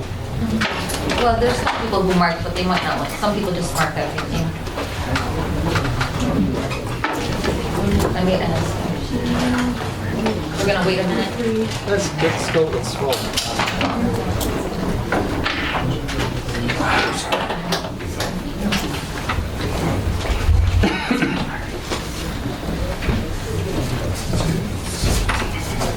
Is Diane Furcan still here? Does she want to speak on the public comment? She has it. Diane Furcan, is she still here?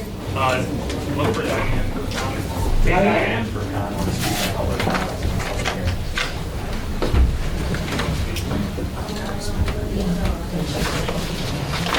How many do you have, Ronna, for that? That's probably, no, that's it for public comment. I do have one more. Just make. Is that like after, that's for after the meeting, not Tell public them it's hearing? for public hearing, if anyone, Nobody really chose for public hearing. I just want to make sure. Yeah. I'll ask. See, the same thing, Dr. Alam, he marks all three of them. He wasn't even here for the first one. Okay. No, Miss- no. Mr. Chair, I get order to close at 8:41. Second. All right. Do you guys want to discuss or can we vote on it? Vote. Councilman Sidman? Yes. Councilman Musa? Yes. Councilman Rafai? Yes. Councilman Mahmoud? Yes. Councilman Al Samiri? Yes. Councilman Hassan? Yes. Mr. Mayor, Resolution 2025-53 approved. The second reading and the public hearing Didn't you want me to vote?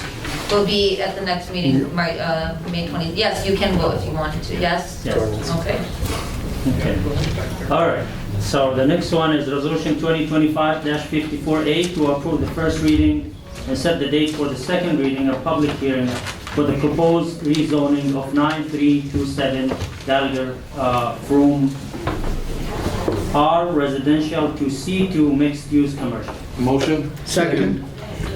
That would be 8:42, and Mr. No, Mayor. I need to do it one more I time. motion to open 8:42. Second, Second. please. Second, thank you, I got it. Mr. Mayor, I have Isabel here to speak on this. All right. Good evening. This agenda item is for council to approve the first reading of an applicant's request that was brought to the Planning Commission and accepted. The address is 9327 Gallagher. It's currently a empty residential lot, which CED and the Planning Commission, based on their recommendation, think is a good candidate to grant the applicant's request to rezone it to commercial. It's bordering a existing multi-use commercial zone on Holbrook. And also is adjacent to a commercial alleyway.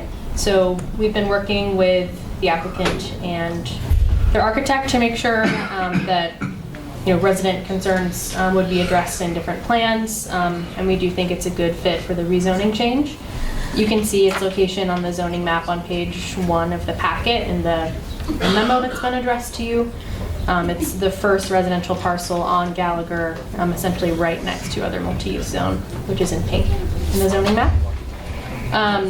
So when you vote to approve this first reading, we'll set the second reading and public hearing on the 27th, and that's when we would adopt the change to the zoning map and note it for future use of the parcel. So I'm happy to take any questions. Thank you. I guess this is the lot that belongs to the clinic, right? So we approved in the planning commission, doctor there wants to expand his practice and he wants to use it for other purposes, for, you know, medical equipment and all that stuff that serve the patients, and because there is no enough space in that building. So we approved in the planning, and I think it would be a good addition to the practice and to the city. I forgot one thing, if I can. We noted in their site plan, which you may have also seen, that there isn't a space for a dumpster to be necessarily conveniently placed in the alley. So the solution we reached for that is to essentially embed in any future sale of the parcel that the continuation of the use of the dumpster across the street at the existing clinic would have to be embedded in the, essentially, the deed, and that the contract would have to last with that if he ever sold the property, because they'll be handling waste disposal and keeping all of the medical waste disposal contained to the parcel on the other side of Gallagher. So That's clear. forgot to mention that part, but. All right. Any further discussion? No, sir. All right, I guess we can go ahead and close the... Motion close 8:45. Second. And then Any discussion? Councilman Musa? Yes. Councilman Al Samiri? Yes. Councilman Sedman? Yes. Councilman Mahmoud? Yes. Councilman Rafai? Yes. Councilman Hassan? Yes. Mr. Mayor, would you like to vote on this? yes. Is that a yes also? Yes. Thank you, Mr. Mayor. Resolution 2025-54A approved. Thank you. All right, we move to the new business. We have first resolution 2025-55 approving the continued candidacy of candidate Abu Musa and directing the city clerk to not automatically disqualify him on lack of residency grounds. Motion. Second. All right, discussion? Mr. Chair, Yes, you've been quiet tonight. first of all, I was thinking this is not my responsibility. Should be the city clerk. City clerk need advice, election commission to the Wayne County, the Michigan State. Which thing is gonna go to the ballot or not? I understand Sutter has some things, it's not clear. That's why city brought to us. One thing I want to say, the residency definition. You don't have to go that far. You use the common sense to that definition. That's it. It's a common sense. So I'm not gonna talk like lots of discussion here. But I still feel it's not my responsibility or it's not my duty to vote for it. Thank you. Thank you. Any more discussion? Okay, I think we should vote. Councilman Hassan? You put me in a spot? You gotta change their mind, yes. Yes. Yes means their name will be in the ballot. Approving to continue candidacy. Yes, just one. Yeah, yes means they stay on the ballot. It's on the ballot. Yes. Councilman Al Samiri? Yes. Councilman Mahmoud? Yes. Councilman Sedman? Yes. Councilman Musa? Yes. Councilman Rafai? Yes. Mr. Mayor, resolution 2025-55 approved.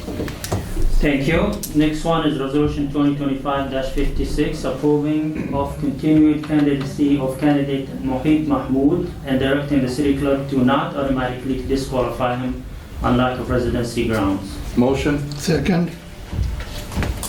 Any further discussion? No, sir. Mr. Chair.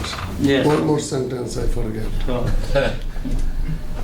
So again, since I vote yes, I'm gonna vote yes. Looks like here, but if any lawsuit come, dear residents, I'm not responsible for that because SAT are mandating us to do it and take the decision.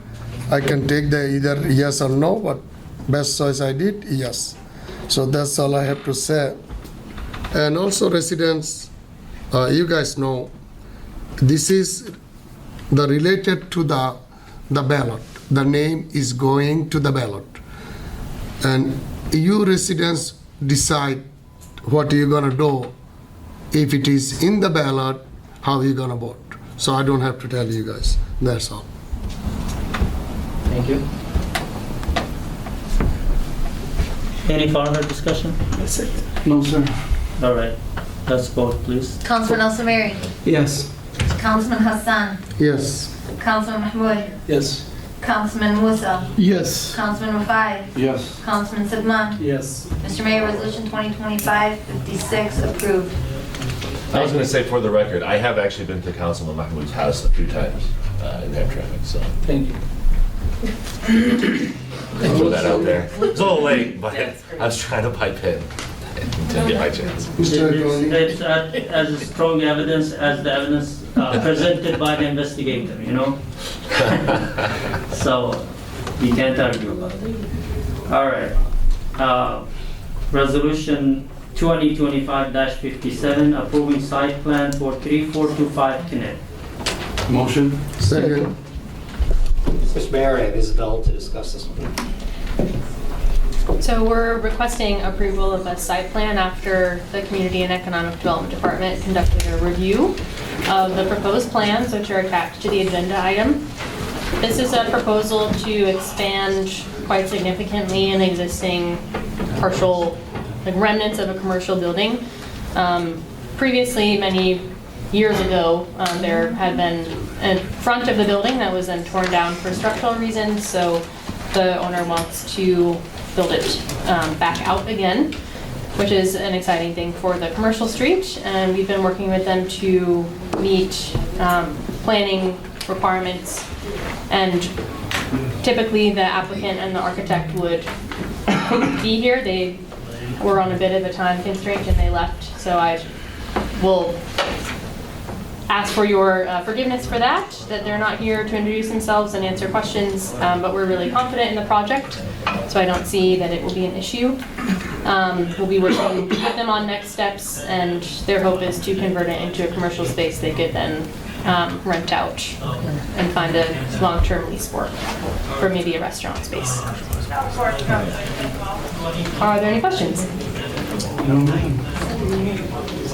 So far, everything you're doing correctly, and good thing you're doing, so that's why I don't have questions. Thank you, Councilman. So he's building one-story building, right? Correct. And he's allowed to do 4-story. Yes, the existing back of the building that he wants to expand is only 1 story.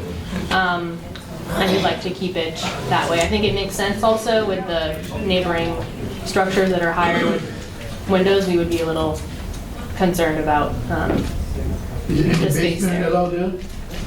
A basement is allowed. It depends on their plan. I don't think they're planning on adding one currently. So storage in the back and then retail commercial space in front. Thank you. Let's vote. Councilman Al Samiri. Yes. Councilman Musa. Yes. Councilman Rafai. Yes. Councilman Hassan. Yes. Councilman Sedman. Yes. Councilman Mahmoud. Yes. Mr. Mayor, Resolution 2025-57 approved. Thank you. Next one is Resolution 2025-58, authorizing city administration to enter into contract with Detroit Build for the construction of the Community and Economic Development Department's office project. Motion. Second. Mr. Mayor, I have Isabel to discuss this a little bit further, but essentially we're trying to fix City Hall. When City Hall was done 2 decades ago, they really had no space issues in mind of how it would be used for the future. Our C&D department is growing, including volunteers and such, and we're trying to make that space actually more usable and friendly for CED. But without further, I'll let them finish. You're aware of the scanning and digitization project that we undertook to try to make actual historic planning and building files accessible for developers, for residents who are trying to, and for city staff, honestly, to learn about previous uses of buildings. So that's underway, and it gave us an obsolete room, which is now clear of paper files, and that's fantastic. I need space for 7 summer employees who are going to be working with our DDA, and we could use this quote. We got 3 competitive bids. We'd like the approval of $12,000 to essentially make sure that the room can attach and be kind of within the CED department and make it a functional space so we can support our summer interns that do great work for us. Thank you. Any questions? No, sir. So it's costing $12,000 to just break down the wall? Essentially put a doorway to connect it to our department, and then patch up an entrance that would essentially be right at the back of the building. Right now there's no access to go one side to the other side? Not from our office, no. So it's not really connected. It was a separate, very closed off storage room, which I'm converting into what is essentially a small meeting room space where the interns can have an office. I actually dragged John up here just for this, 'cause in case you guys asked. Being such an old building, there are certain other issues. Go ahead, John. Well, the walls are, most of them, as you know, are concrete, so it's not just taking the saws out. But you guys can use this office for meeting, congregating, no small meeting, we not use it all the time. I mean, if you need to break a wall, I see how suffer our people are doing, sitting on the hallway, and we have 3 additional officers to watch them, and they can hear what discussion taking place here, instead of doing the I understand that, Councilman. How about nobody think about the council hall, think about your personal meeting space. Respectfully, I don't think I can supervise 14 and 16-year-old children from my office on the first floor. Not to mention, Councilman, we do have big meetings from time to time, but I would say 90% of the time we don't. I mean, this is a rarity. And her office right now is jam-packed. She's cramped, very cramped in there. All right. Go ahead and vote, please. Councilman Musa? Yes. Councilman Al-Samiri? Yes. Councilman Sadman? Yes. Councilman Mahmoud? Yes. Councilman Rafai? Yes. Councilman Hassan? Yes. Mr. Mayor, Resolution 2025-58 approved. Thank you. Next one is Resolution 2025-59, approving the purchase of 3 handheld thermal imaging cameras and 3 personal thermal imaging cameras. Motion? Second. Mr. Mayor, I have our fire chief to discuss this one and the next one. Good evening. This is an item that was budgeted for. We set aside money in the budget last year when the mayor and I sat down and plotted out the next year. When we did receive the bids back, or the pricing back, we were pleasantly surprised. They were well under budget, which is allowing us to purchase additional units. So we will have one of these available on each frontline rig. What this is a camera that allows us to see through smoke and heat to locate victims in a fire. Plain and simple, our current unit, we have one. It is about 15 years old, and we can no longer get repair parts. Any questions? How much is costing? The total price for the project is $14,367. When we bought the current unit we have 15 years ago, it cost us about $28,000. Now the units, each unit is $3,670 for the handheld one, which is a larger size that we'll have on the truck. And then we're allowed, with the pricing being what it was, we're allowed to buy some personal ones that will be carried right on the gear of our frontline officers. So they will always have it with them. So you say you saved the money to purchasing this, right? Last year? In the budget. Yes. On the budget? Yes, we are under budget. All right. Any other questions? Councilman Mahmoud? Yes. Councilman Sadman? Yes. Councilman Al Samiri. Yes. Councilman Musa. Yes. Councilman Hassan. Yes. Councilman Rafai. Yes. Mr. Mayor, Resolution 2025-59 approved. Thank you. Next one is Resolution 2025-60, approving the purchase of a new server for the fire department. Motion? Second.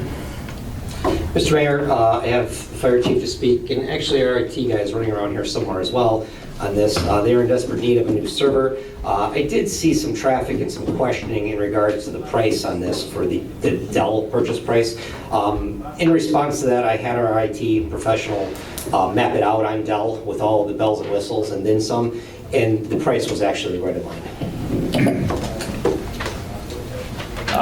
It's plain, it's very, very straightforward. Our server is old. It's probably 12 to 15 years old. We just had IT Right come in and repair it. They said it's pretty much on its last legs. Brandon's come out, our in-house IT's come out and said it's on its last legs. This runs our operation for us in the modern age. Servers is, runs everything for us, from our door security to our report writing. So Brandon went through with the VC3, or IT Right. All the specs. Yeah, went through the specs. They built it out. He gave us the pricing, which is what we're presenting today. Do we have any questions? So old one is the same way you can use anywhere if you buy the new one? I believe Brandon could probably use it for parts for varying projects around City Hall, but it's pretty much the technology's old. As you know, technology changes, every 10 minutes, it seems. So we need to update this, and what this will do is harden it. It'll make it more robust for future upgrades, and it'll protect us against cyber attacks. So this is kind of preparing us for the future, and this should reduce our downstream costs going forward. And the cost of both of these are from the general funds, right? Yes. This one, yes. How to compete with the police department. Okay. Being updated. Yeah, I'll be secure. All right, we can vote, please. Councilman Sedman. Yes. Councilman Mahmoud. Yes. Councilman Musa. Yes. Councilman Al Samiri. Yes. Councilman Hassan. Yes. Councilman Rafai. Yes. Mr. Mayor, Resolution 2025-60 approved. Thank you. Thank you. All right, next one is Resolution 2025-61, approving acceptance of construction contract for Hamtramck Stadium site improvement project. Motion? Second. Mr. Mayor, I have Ray here from NSC and Mr. Hebetz, the director of the Parks Conservancy, to discuss this. Finally moving forward, pretty excited. Go ahead, gentlemen. Mayor and Council, this is the second part to the DNR grant. This is the land and water grant. This is used for the site utilities to upgrade the restrooms, and all the buildings surrounding the stadium right now are under construction. This is to bring the utilities to them for electrical power, sewer and water, to upgrade everything, as well as some other improvements that were part of the grant application. And this is fully funded by the land and water grant as well as a HUD match. And we had a long stretch with the environmental review portion on this one, as they changed their mind halfway through what was required. So that was part of the delay. Thanks for the council's support in the project so far. We're working really hard, as Ray said, to get it to the finish line, and we're looking forward to a great summer out there at Hamtramck Stadium. So we've been diligently working to make sure that all the activities can continue to take place around the park safely while the construction's happening. I think it's going well so far, and looking forward to bringing more people down to the stadium with the completion. A lot of people are expressing their excitement for having the restrooms, the locker rooms, the plaza out front. It's really going to be a fantastic space. So what's the timeline to finish this project? Estimate. If we get them started, probably 6 months. And we know we have to work around baseball schedules and some of the other schedules, so it might be delayed. But we have an extension from the DNR for their portion of the grant because of the reworking of some of the things. We had to back some things out that they wouldn't fund. So with that, they automatically rewrote the agreement and gave us an extension on the timeline. Thank you. Any more questions? No, sir. All right, let's vote, please. Councilman Musa. Yes. Councilman Al Samiri. Yes. Councilman Mahmoud. Yes. Councilman Sedman. Yes. Councilman Rafai. Yes. Councilman Hassan. Oh, I'm sorry. Mr. Mayor, Resolution 2025-61 approved. Thank you. All right, the next one is Resolution 2025-62, approving award of the 2025 drinking water leak detection program to M.E. Simpson Corporation. Motion. Second. Mr. Mayor, I have Tiffany and John to discuss this. As council and mayor are aware, we have a large water loss issue in the city, and this is our way of trying to correct that. Go ahead. So yeah, Yvette and I put out for a grant. The grant was awarded to the city for the amount of $190,000, $190,506.54 to perform the leak detection survey. We put it out to bid a second time. The first bid had no bids come in. We had one bid come in this time with M.E. Simpson. For the leak detection portion is $32,995. So with a 10% contingency to award them an amount of $36,294.50. So it's 100% grant funded. Any questions? Let's vote, please. Councilman Rafai? Yes. Councilman Musa? Yes. Councilman Sedman? Yes. Councilman Mahmoud? Yes. Councilman Al Samiri? Yes. Councilman Hassan? 2 yeses, Al Samiri? For Hassan too. I know. Yes. Okay. Mr. Mayor, Resolution 2025-62 approved. Thank you. Next one is Resolution 2025-63, awarding the 2025 drinking water leak detection program engineering services to Hennessy Engineers. Motion. Second. Mr. Mayor, again, this is the companion resolution to the last one you just approved for Hennessy to oversee the project.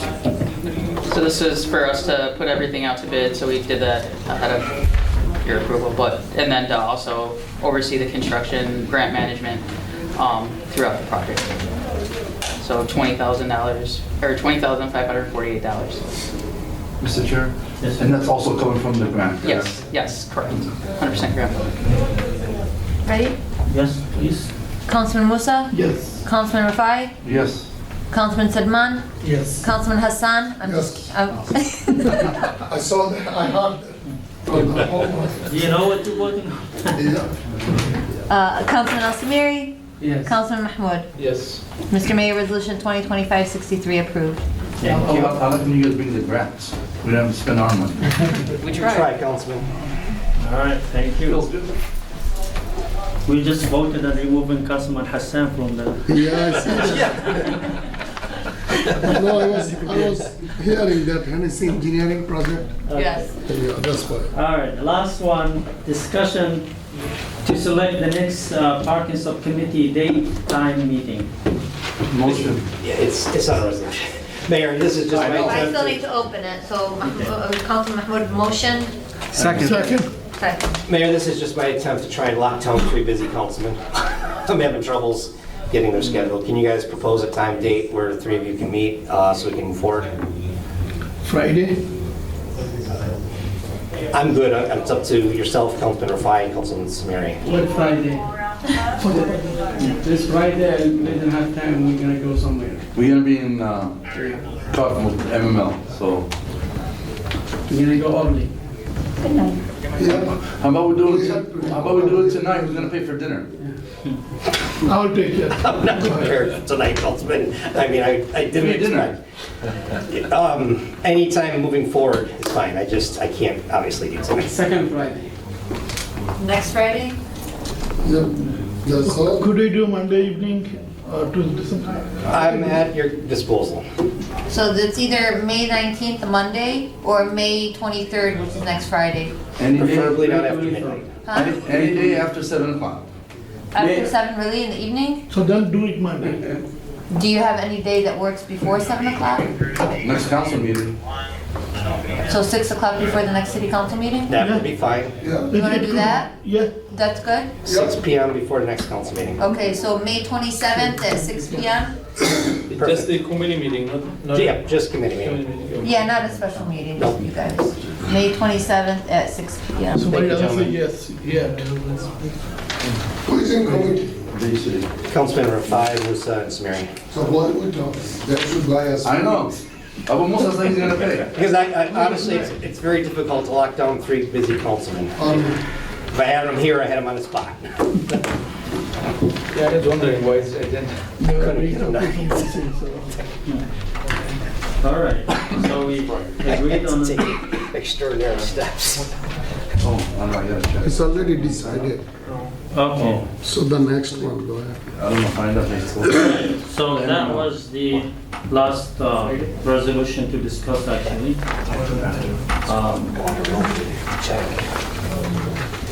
With that, we finished discussing the new business resolutions, and we move to the reports.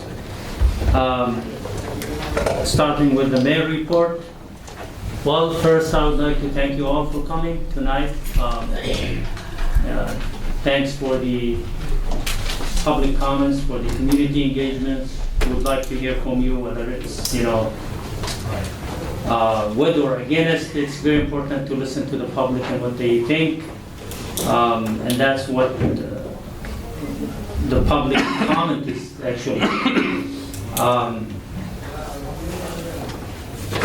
The events that I attended over the past 2 weeks or 3 weeks, I actually was in DC for the ambassadorial training seminar, which usually takes up to 3 weeks or more, but they condensed it to only 11 or 12 days because of the timing. They want to move faster so we can finish the process and get to the Senate hearing where they can vote to confirm my appointment. And I think up until this point I have finished all the paperwork, just waiting for the briefing and then the Senate hearing. And I saw some of the questions that they will ask me, some tough questions, but I will be prepared for that. It's going to be the last difficult step before the confirmation. We had fun learning a lot of stuff, from the diplomat way of life and lifestyle and protocols and all that, which will be new to me, but I learned a lot in those 10 days, and there are so many materials that I have to review. I met some great appointees of various backgrounds, which I was amazed how diverse this administration is. We got out of 22 ambassadors that I was training with, about 6 or 7 of them were born overseas, just like me, and they are being sent to be ambassadors to represent the United States in different countries. Many of them are various backgrounds, various religious or ethnic backgrounds, and some of them are medical doctors, some of them are businessmen. All of them actually are rich people except me. I was the poorest person among all of them, and that's why my financial disclosure went through very quick. I didn't struggle with that. Other people still struggle to put their entries and stuff. So we had fun in Washington, D.C., and of course, for the public to know, I saw some comments that I keep using the city resources. Of course, I paid for my own trip.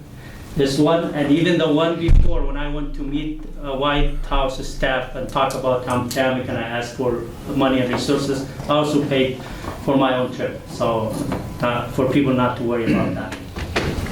I had the opportunity to meet the president in the White House, visited the Oval Office, and I posted a picture out there with the president explaining to us some stuff in the Oval Office. It was a great honor.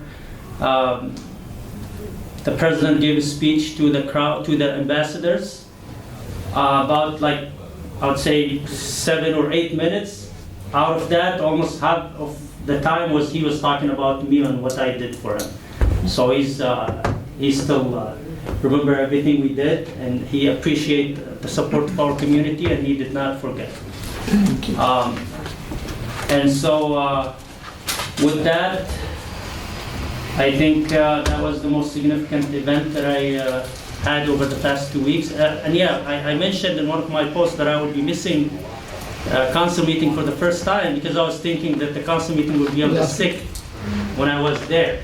But up until now, I haven't missed any meetings, so hopefully I will keep a clear record until I resign from this public office position. With that, I come to the end of my report, and we move to the Mayor Pro Tem report, please. Thank you, Mr. Chair. And you forgot to tell about the secret marker that you got from the president. Yeah, I got some gifts from the president. So I want to thank everybody that showed up here tonight. Like the mayor said, it was a big crowd, and it's nice to see a lot of residents come here to the council chambers and address their issues. I want to thank everybody who came up for the cleanup day that we had. And I'm referring to where I live. We had almost 28 volunteers from our community. We cleaned up almost about 52 trash bags from the whole zone of that neighborhood.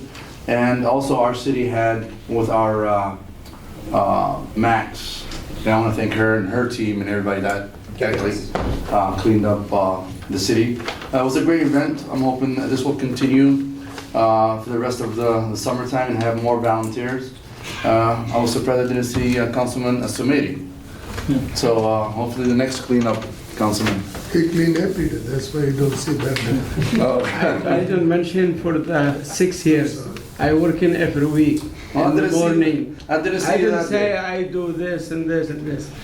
I work in myself. I see the people they working. They talk for me.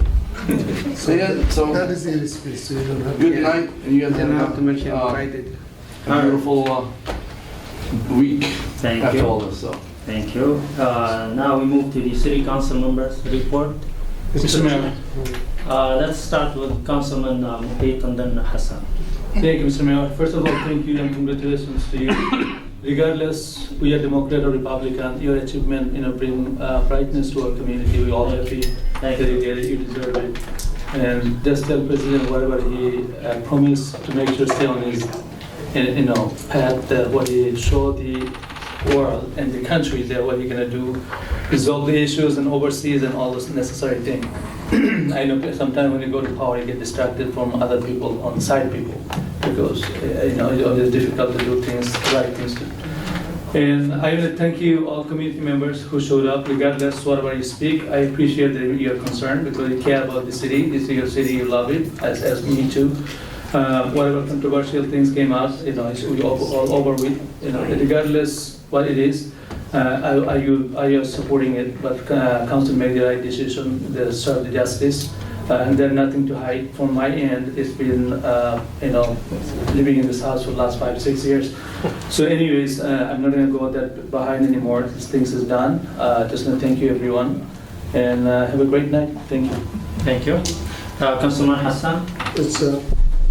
I thank you, everybody today came in here and follow the rules and be quiet and all. Thanks to the city also have been handled correctly, even though it was little bit interrupted early in the time for the hallway. And also, Mr. Chair, I have to say congratulations and thank you. And no matter what who say, you make the history. You make the Hamtramck city to the upper scale. And no matter what who say, what was what, my defendant, I don't care what he said. So you did this in this generation, and you made it. And President always, I saw that video, is still focusing on you, and it is not only focusing on you, it is focusing Hamtramck and focusing us. Don't forget, this is the first best 22, maybe second best 30, include our name, somewhere in the somewhere. Still vacant. So don't forget $50 million. Yeah. Tell the Donald Trump, please, we need money. 50. We are poor city. 50 to 100, whatever it is right now. He cannot give me maybe more than that. So please do best, anything you can bring for Hamtramck. And also the public comment. One of the ladies said, Election 2026. We don't have any election 2026. Election is 2025. If I'm running for council, if I don't know who is here my election, here is the other problem too. So that is the one. I hold my mouth so long to say that. Thank you, everybody. Thank you. Councilman Musa. Thank you, Mr. Mayor, to give me the opportunity. And I'd like to thank the people, our residents, community people who came here, support us, and truly they love us to keep there. Because they know who I am, who is Mohit Mahmood, who is our council, who is our mayor. Those people know us.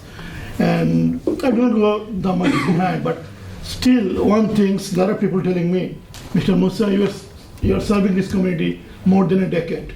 And now they're finding those things. I don't have those answers to whatever I share with them. But thanks God, thanks my council, my colleague, Mayor yourself too. Finally, it is not even last week, but this week, we came up with the conclusion. And finally, I'd like to congratulate my mayor who made the history. I'm really, really proud of you, Mr. Mayor. As a mayor pro tem, that time I was with you almost every moment with President Trump, meeting in other places. I feel proud myself. At the time I was the mayor pro tem, and my mayor would be this level. I wish you good luck, good health, and your journey is not only start, not ended. I hope I will see you much upper level. Wish you good luck for you and your family. Thank you. Thank you. Thank you. Any more reports? Councilman Smaili, go ahead. Thank you for everyone who came today. Mayor, congratulations for the last training. What we doing? We gotta make some better. And I have some question for the city manager. People they mentioned for school Liberty Academy in Kinea with the light, and because there's a lot of traffic for a school in Kinea between Mac and Yusuf Campo. Over 6 months, we need how to work to make safe for the residents and for the children. And some line in the floor is easy, can make it for 1 day. They didn't need to make a lot of time. Should be this week is done. Strip line in the floor. Safe a lot for a school, for the children, for traffic. Don't make it long. For something is easy. A light maybe they're gonna take time, but the floor is easy. It's not big deal. People they mention over 6 months. Please do the hour fast. Don't make it late. Mayor, if I may. Yeah, go ahead. Councilman Samiri, we were notified over the winter over this. Obviously, you can't paint in the winter. Now it is warmed up. But we're trying not to actually paint it because, frankly, the paint will go very, very fast. It won't last at all. So we're in the process of getting a bid from a professional striping company, and we intend to put the good striping down that will last, and we're going to do the full crosswalk. We're going to do all the parking. It's 100% in the works already. John's already been getting bids for it. So it's not going to take time. It's not going to paint the whole block. Well, it's not going to paint the whole block. If we do it, we're going to do it fast for this week. So it's not going to paint the whole block from Mac to Yusuf Campo. It's not simplistic. simplistic. Close the school. It's just painting. How the entrance, the main entrance from the parking lot, how the people looking in and out. We're 100% going to get this done for you, Councilman. It's in the works. Just be patient with us. John has been working on it for a couple weeks, trying to get everything together. Okay. Mr. Chair. Yes. Also to add to Councilman Sumeri, Holbrook paint, it's kind of vanishing. It's not there. We're trying to do the whole city. So I'm saying, so because you brought that up, paint, so why not bring? It's been asked maybe 2 years before, 3 years before the max. Said the people didn't struggle to go to mosque. He said we'll do it. It's been 3 years maybe. The school is different in mosque. Mosque they're gonna be the The only I'm people not score. disagree with what you said. Yeah. You want to make safe, we didn't need to wait for the accident. Yeah, I've pretty much instructed our DPS director at this point to just do the whole city, restripe all the major ones and do all the crosswalks. All right, thank you. Any more reports? Mr. Mayor. Yes, Councilman Good Sir. evening, everyone. Thanks for coming. Congrats to Mr. Mayor for accident confirmation. Thank you. Hopefully, we solve the issue that arose against our councilman, and hopefully, we think we as a council, as a team, took our best decision based on the fact that we received. We can't take any decision based on assumption. You know, that's all we received from our investigator. So that's the best decision we took, and hopefully, we make Hamtramck better and safe and developed city for all of us. Thank you. Thanks for coming. Have a good night. Thank you. All right. Sounded like Ambassador Satwa there. Any, all right. Economy for this. Yeah, still vacant, like I said. Everyone. Good luck, you got 4 people. All right. Hold on, No more reports? All right, we move back to the public comments, please. Ahmed Al-Jim. Yes. What are you meeting today? This is my first time staying this late for you guys. For the 2 members, congratulations. You guys were found not guilty, I'd say. Sorry about that. But yeah, I have like a lot of things like talk about. I want to like make it short though. First about the roads. Like I've been seeing a lot of like roads that are being fixed, and that's like Mr. Mayor, you did a good job. The city managers, attorney, everybody, so a good job. And the police officers have been doing a good job on like these robberies and everything and these tickets. So I appreciate everybody coming out today and speaking. So everybody have a good day. Good night. Thank you. Dr. Allen, you have 2 minutes. 2 minutes. But don't watch the clock, it's gonna say 3 because we're still working it out. All right. Thank you. You know, I don't know where to start. Don't get me wrong, take everything professionally, don't take anything personally. We have candidate, be a great candidate. We have issue. We have our community with the voting issue. This came, maybe next time it will be like voting issue.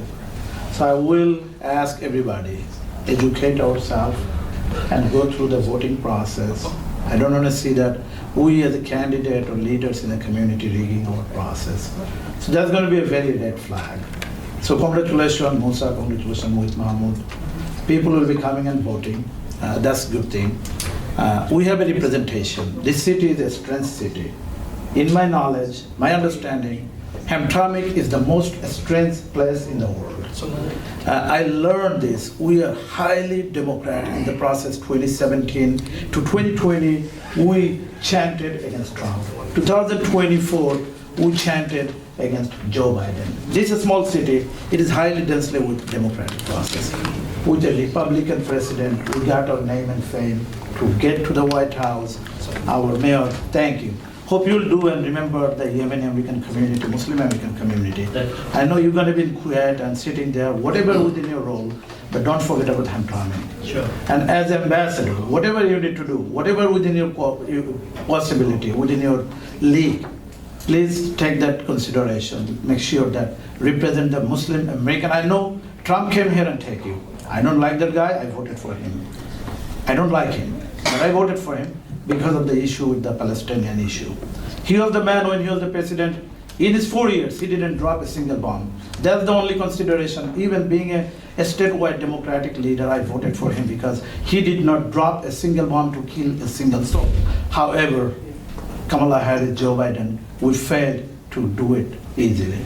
Anyway, this is a small issue, but for my issue tonight, I want to say that as a council, you will stand together. Don't just, All set, discriminate. Dr. Allen. Thank you so much. Thank you so much. Keep up the good work and make the good vote. Don't rig. Thank you. Diane Furkan?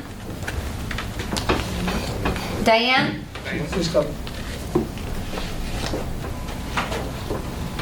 2 minutes.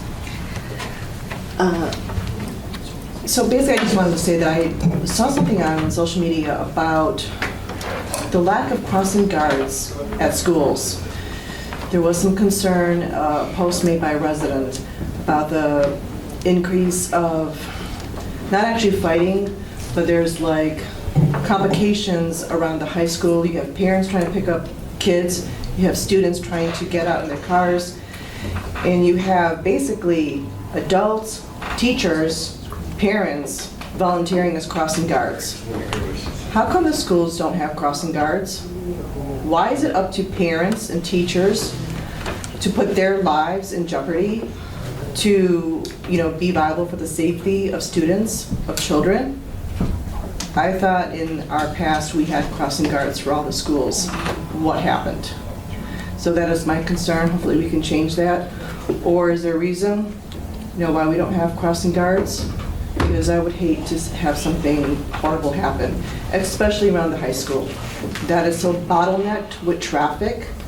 And then you have cars on either side of Kashmir or, Gallagher just waiting to pick up students. You have students coming out with their cars because, they're allowed to drive. But what about the other grade schools, the kindergartens? Where are the crossing guards? Again, parents and teachers shouldn't be putting themselves into that position to volunteer as crossing guards. Hopefully this can be something, looked into and changed and get some actual crossing guards. Thank you. Thank you. Hassanan? I need an extra minute. You ask for the question, extra minute. I'm asking right now.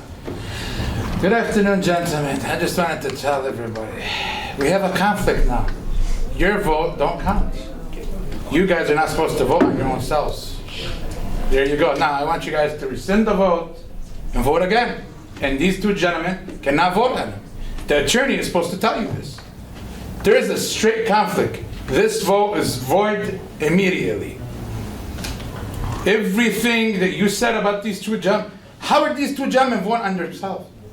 So now we got 1, 2, 3, 4, 5, 6, 7 vote. They're supposed to recuse themselves. -2. -2. Still fine. Doesn't matter. But they're not supposed to vote on it.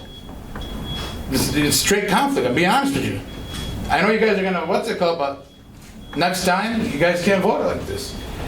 And I just wanted to clear up a couple of things. When Max left here, he worked for David. It looks like it to me because I've done my investigation. I should have been investigated. When somebody calls me and, trying to sit there and tell me we don't have to put GPS, it doesn't say under Michigan MCL, I'm looking, why is this guy calling me? I'm doing my investigation, man. Max used to work for him. The investigation came straight from Max. Max did an investigation on you guys. Every single one of you. They sent it to the Michigan State Police. The Michigan State Police denied it. If he's telling you it's through the Michigan State Police, that's bullshit. Because I know they denied it. For sure they denied it. So I just wanted to tell everybody why haven't you guys did your homework? What's going on here? We're putting 2 people under investigation, but we're forgetting about the person that eventually he was in public office, and we're supposed to be quiet about it and say, hey, we don't have to find out. But the 2 city council members, we're gonna expose the hell out of them because they rated me bad. They gave him a bad rating. What happens, it's called vengeance. He's out for vengeance. Revenge. He wants you guys gone.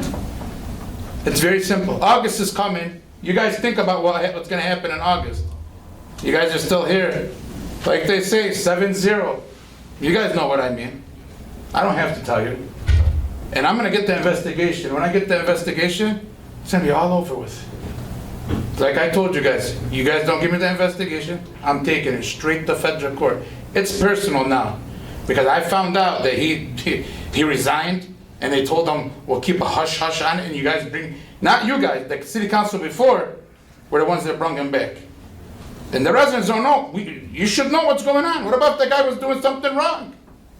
The city's supposed to know, be liable for mistakes, right? So I want to know what's going on.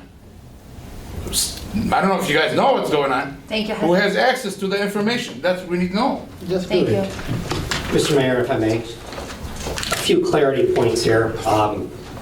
When people spout off with facts that are just not true, for the record, I have absolutely no affiliation with this private investigation company. I never have. I never knew the guy before this. My company is not affiliated with him in no way, shape, or form. And I think I've only spoken with the guy once on the phone prior to this even being instituted. With that said, I have a business. I'm a small business owner. Everyone on council knows this, including the mayor. This is no secret. So that is a complete fallacy that unfortunately is being misconstrued for personal reasons, I'm sure. Second, there's talk about a former investigation when I left as chief police. Well, I got news. That was well over a decade ago. There wasn't an investigation then. There wasn't anything with it then. And subsequently, I've had 3 police investigations on me for backgrounds that successfully passed. So you don't get hired by other law enforcement agencies if there's actually something there. So for the record, there is nothing there. So at this point, I'm putting Mr. Aoun on notice that anything moving forward is slander and liable because you're just making stuff up now. You're the city manager. That's all. You will remain silent in the I don't hall. want this shit. One more time and you're out. You just. Yeah, I know. Hassan. Got it. Next. Mr. Bill Meyer's not here. Oh, there you are, Bill Meyer. Yeah, I'm here. Gotta go home to listen to music. All right, so hey, great timer, a big one, but maybe you should put it right there so we can look at it. Wow. It's barely 2 minutes. Oh, okay, so great air conditioner. I mean, I froze myself over there. That's great. That's new. Great roads being repaired all over the city. I'm so thrilled about that. I don't know who's paying for it. I hope it's the county that pays for the roads, the main roads. Grants. Grants, okay. But the bad sound system in the hallway, definitely. You guys got to work on that. There were 100 people out there couldn't hear, only 3 feet in front of the TV screen. That was very bad. It was an important meeting, so I'm sure they're all going home to watch it on TV, or some of us try to listen on the phone. Okay, so if any official breaks the law, they should pay for it, no question about it. But the law was changed somewhere along the way regarding Muheeth's sale of his other house. The law was changed from 3 months. You have to live here 3 months to be run for office to 12 months. Somewhere along the way, it got changed from 3 to 12. I don't know if that affects him, but the date that Muheeth changed his other house ownership means nothing. He can own 2 houses or more than that. A lot of people do. It's when he came here, and it was before he sold his other house. And he can claim Hamtramck as his residence, even if he had that other house. So that date doesn't mean anything. What's much more important here is how our elected officials are doing their jobs. Not talking or contributing at meetings or discussions, not offering resolutions or representing the people who elected you. That's much more reason to move you out of office than your residency. Your job is the most important thing, what you're doing here. I mean, resolutions, helping the city to work together, working together and setting a workspace of cooperation and productivity is very important. And you've been doing that up till now. There's forces that like to divide and conquer, and we got to avoid that. Stop talking about your fellow workers in a bad way. Go out to lunch together. I mean, attacking our city manager was totally out of order. I know he's concerned about the city and wants to, and for a long time you guys worked well together. Let's stop thinking people are, you can't, let's rebuild the trust among us. That's what's most important. Trust each other, that we're working together, and go to lunch together. That's it, Mr. Meyer. And who is Mr. Bangladesh? I want to know. Thank you, bye. The guy who's running for mayor. Yeah. Mr. Mayor, that's all public comment. All right, thank you so much. I think with that, we come to the end of our meeting. Thank you, everyone. And we move to adjourn. Mr. Chair, I adjourn. 9:37. Oh my gosh.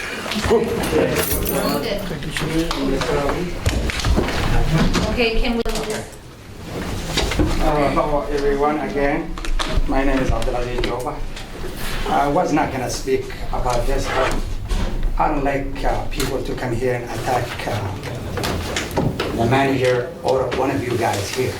Because you guys, even Rana, you guys representing us, representing our community. And you work by the law. If Mr. Manager here, first in the law, we're gonna say, no, you are wrong, such, that's not right. We're supposed to respect each other, and work with each other. This is my city. I live here probably more than anybody here. 35 years of my life. And mean a lot to me. And we keep you guys, you know, you guys our voice. And somebody comes here just talking about you, about him, about her, by doing their job, is not acceptable. This is what I'm trying to say to you. Thank you so much. Thank you, Abdulaziz. Mr. Ahmed Sharaf. Yes, ma'am. I try to not to have much talking except for supporting this gentleman's speech. 100%. You, sir. I forget your name, but I support that. Yeah. And another thing, clearly, I said my point. I wish everybody, except for the mayor, with that speech, to keep Hamtramck a history, not a story.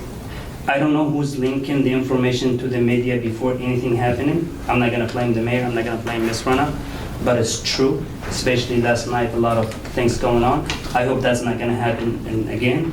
Another thing, I wish from the city and the mayor as well, to have a formal an apology for Mr. Muhid Mahmoud and Mr. Abu Musa for what we have done. I am part of it because the middle of the night I went to his house, taken his bedrooms, and I'm sorry again. I shouldn't do this. And it's not against anybody. It's not still. But I wish that would happen at least to make his wife and kids be brought again. And he came from, everybody does, I'm sorry, from a good family. He's holding an organization to help people. We don't want to hurt people's reputation. It doesn't matter who, including Max, including Ms. Rana, including everybody. Please keep the media away from personal matters in the city. And as you see, everybody's gone. Nobody speaks, not even the media. They don't care about our roads and our school again. Nobody cares, but we do. Thank you very much again. Thank you. Thank you. Thanks again. Take care. Motion? Thank you. And it is 9:40. Thank you so much. All right, have a good night. Thank you.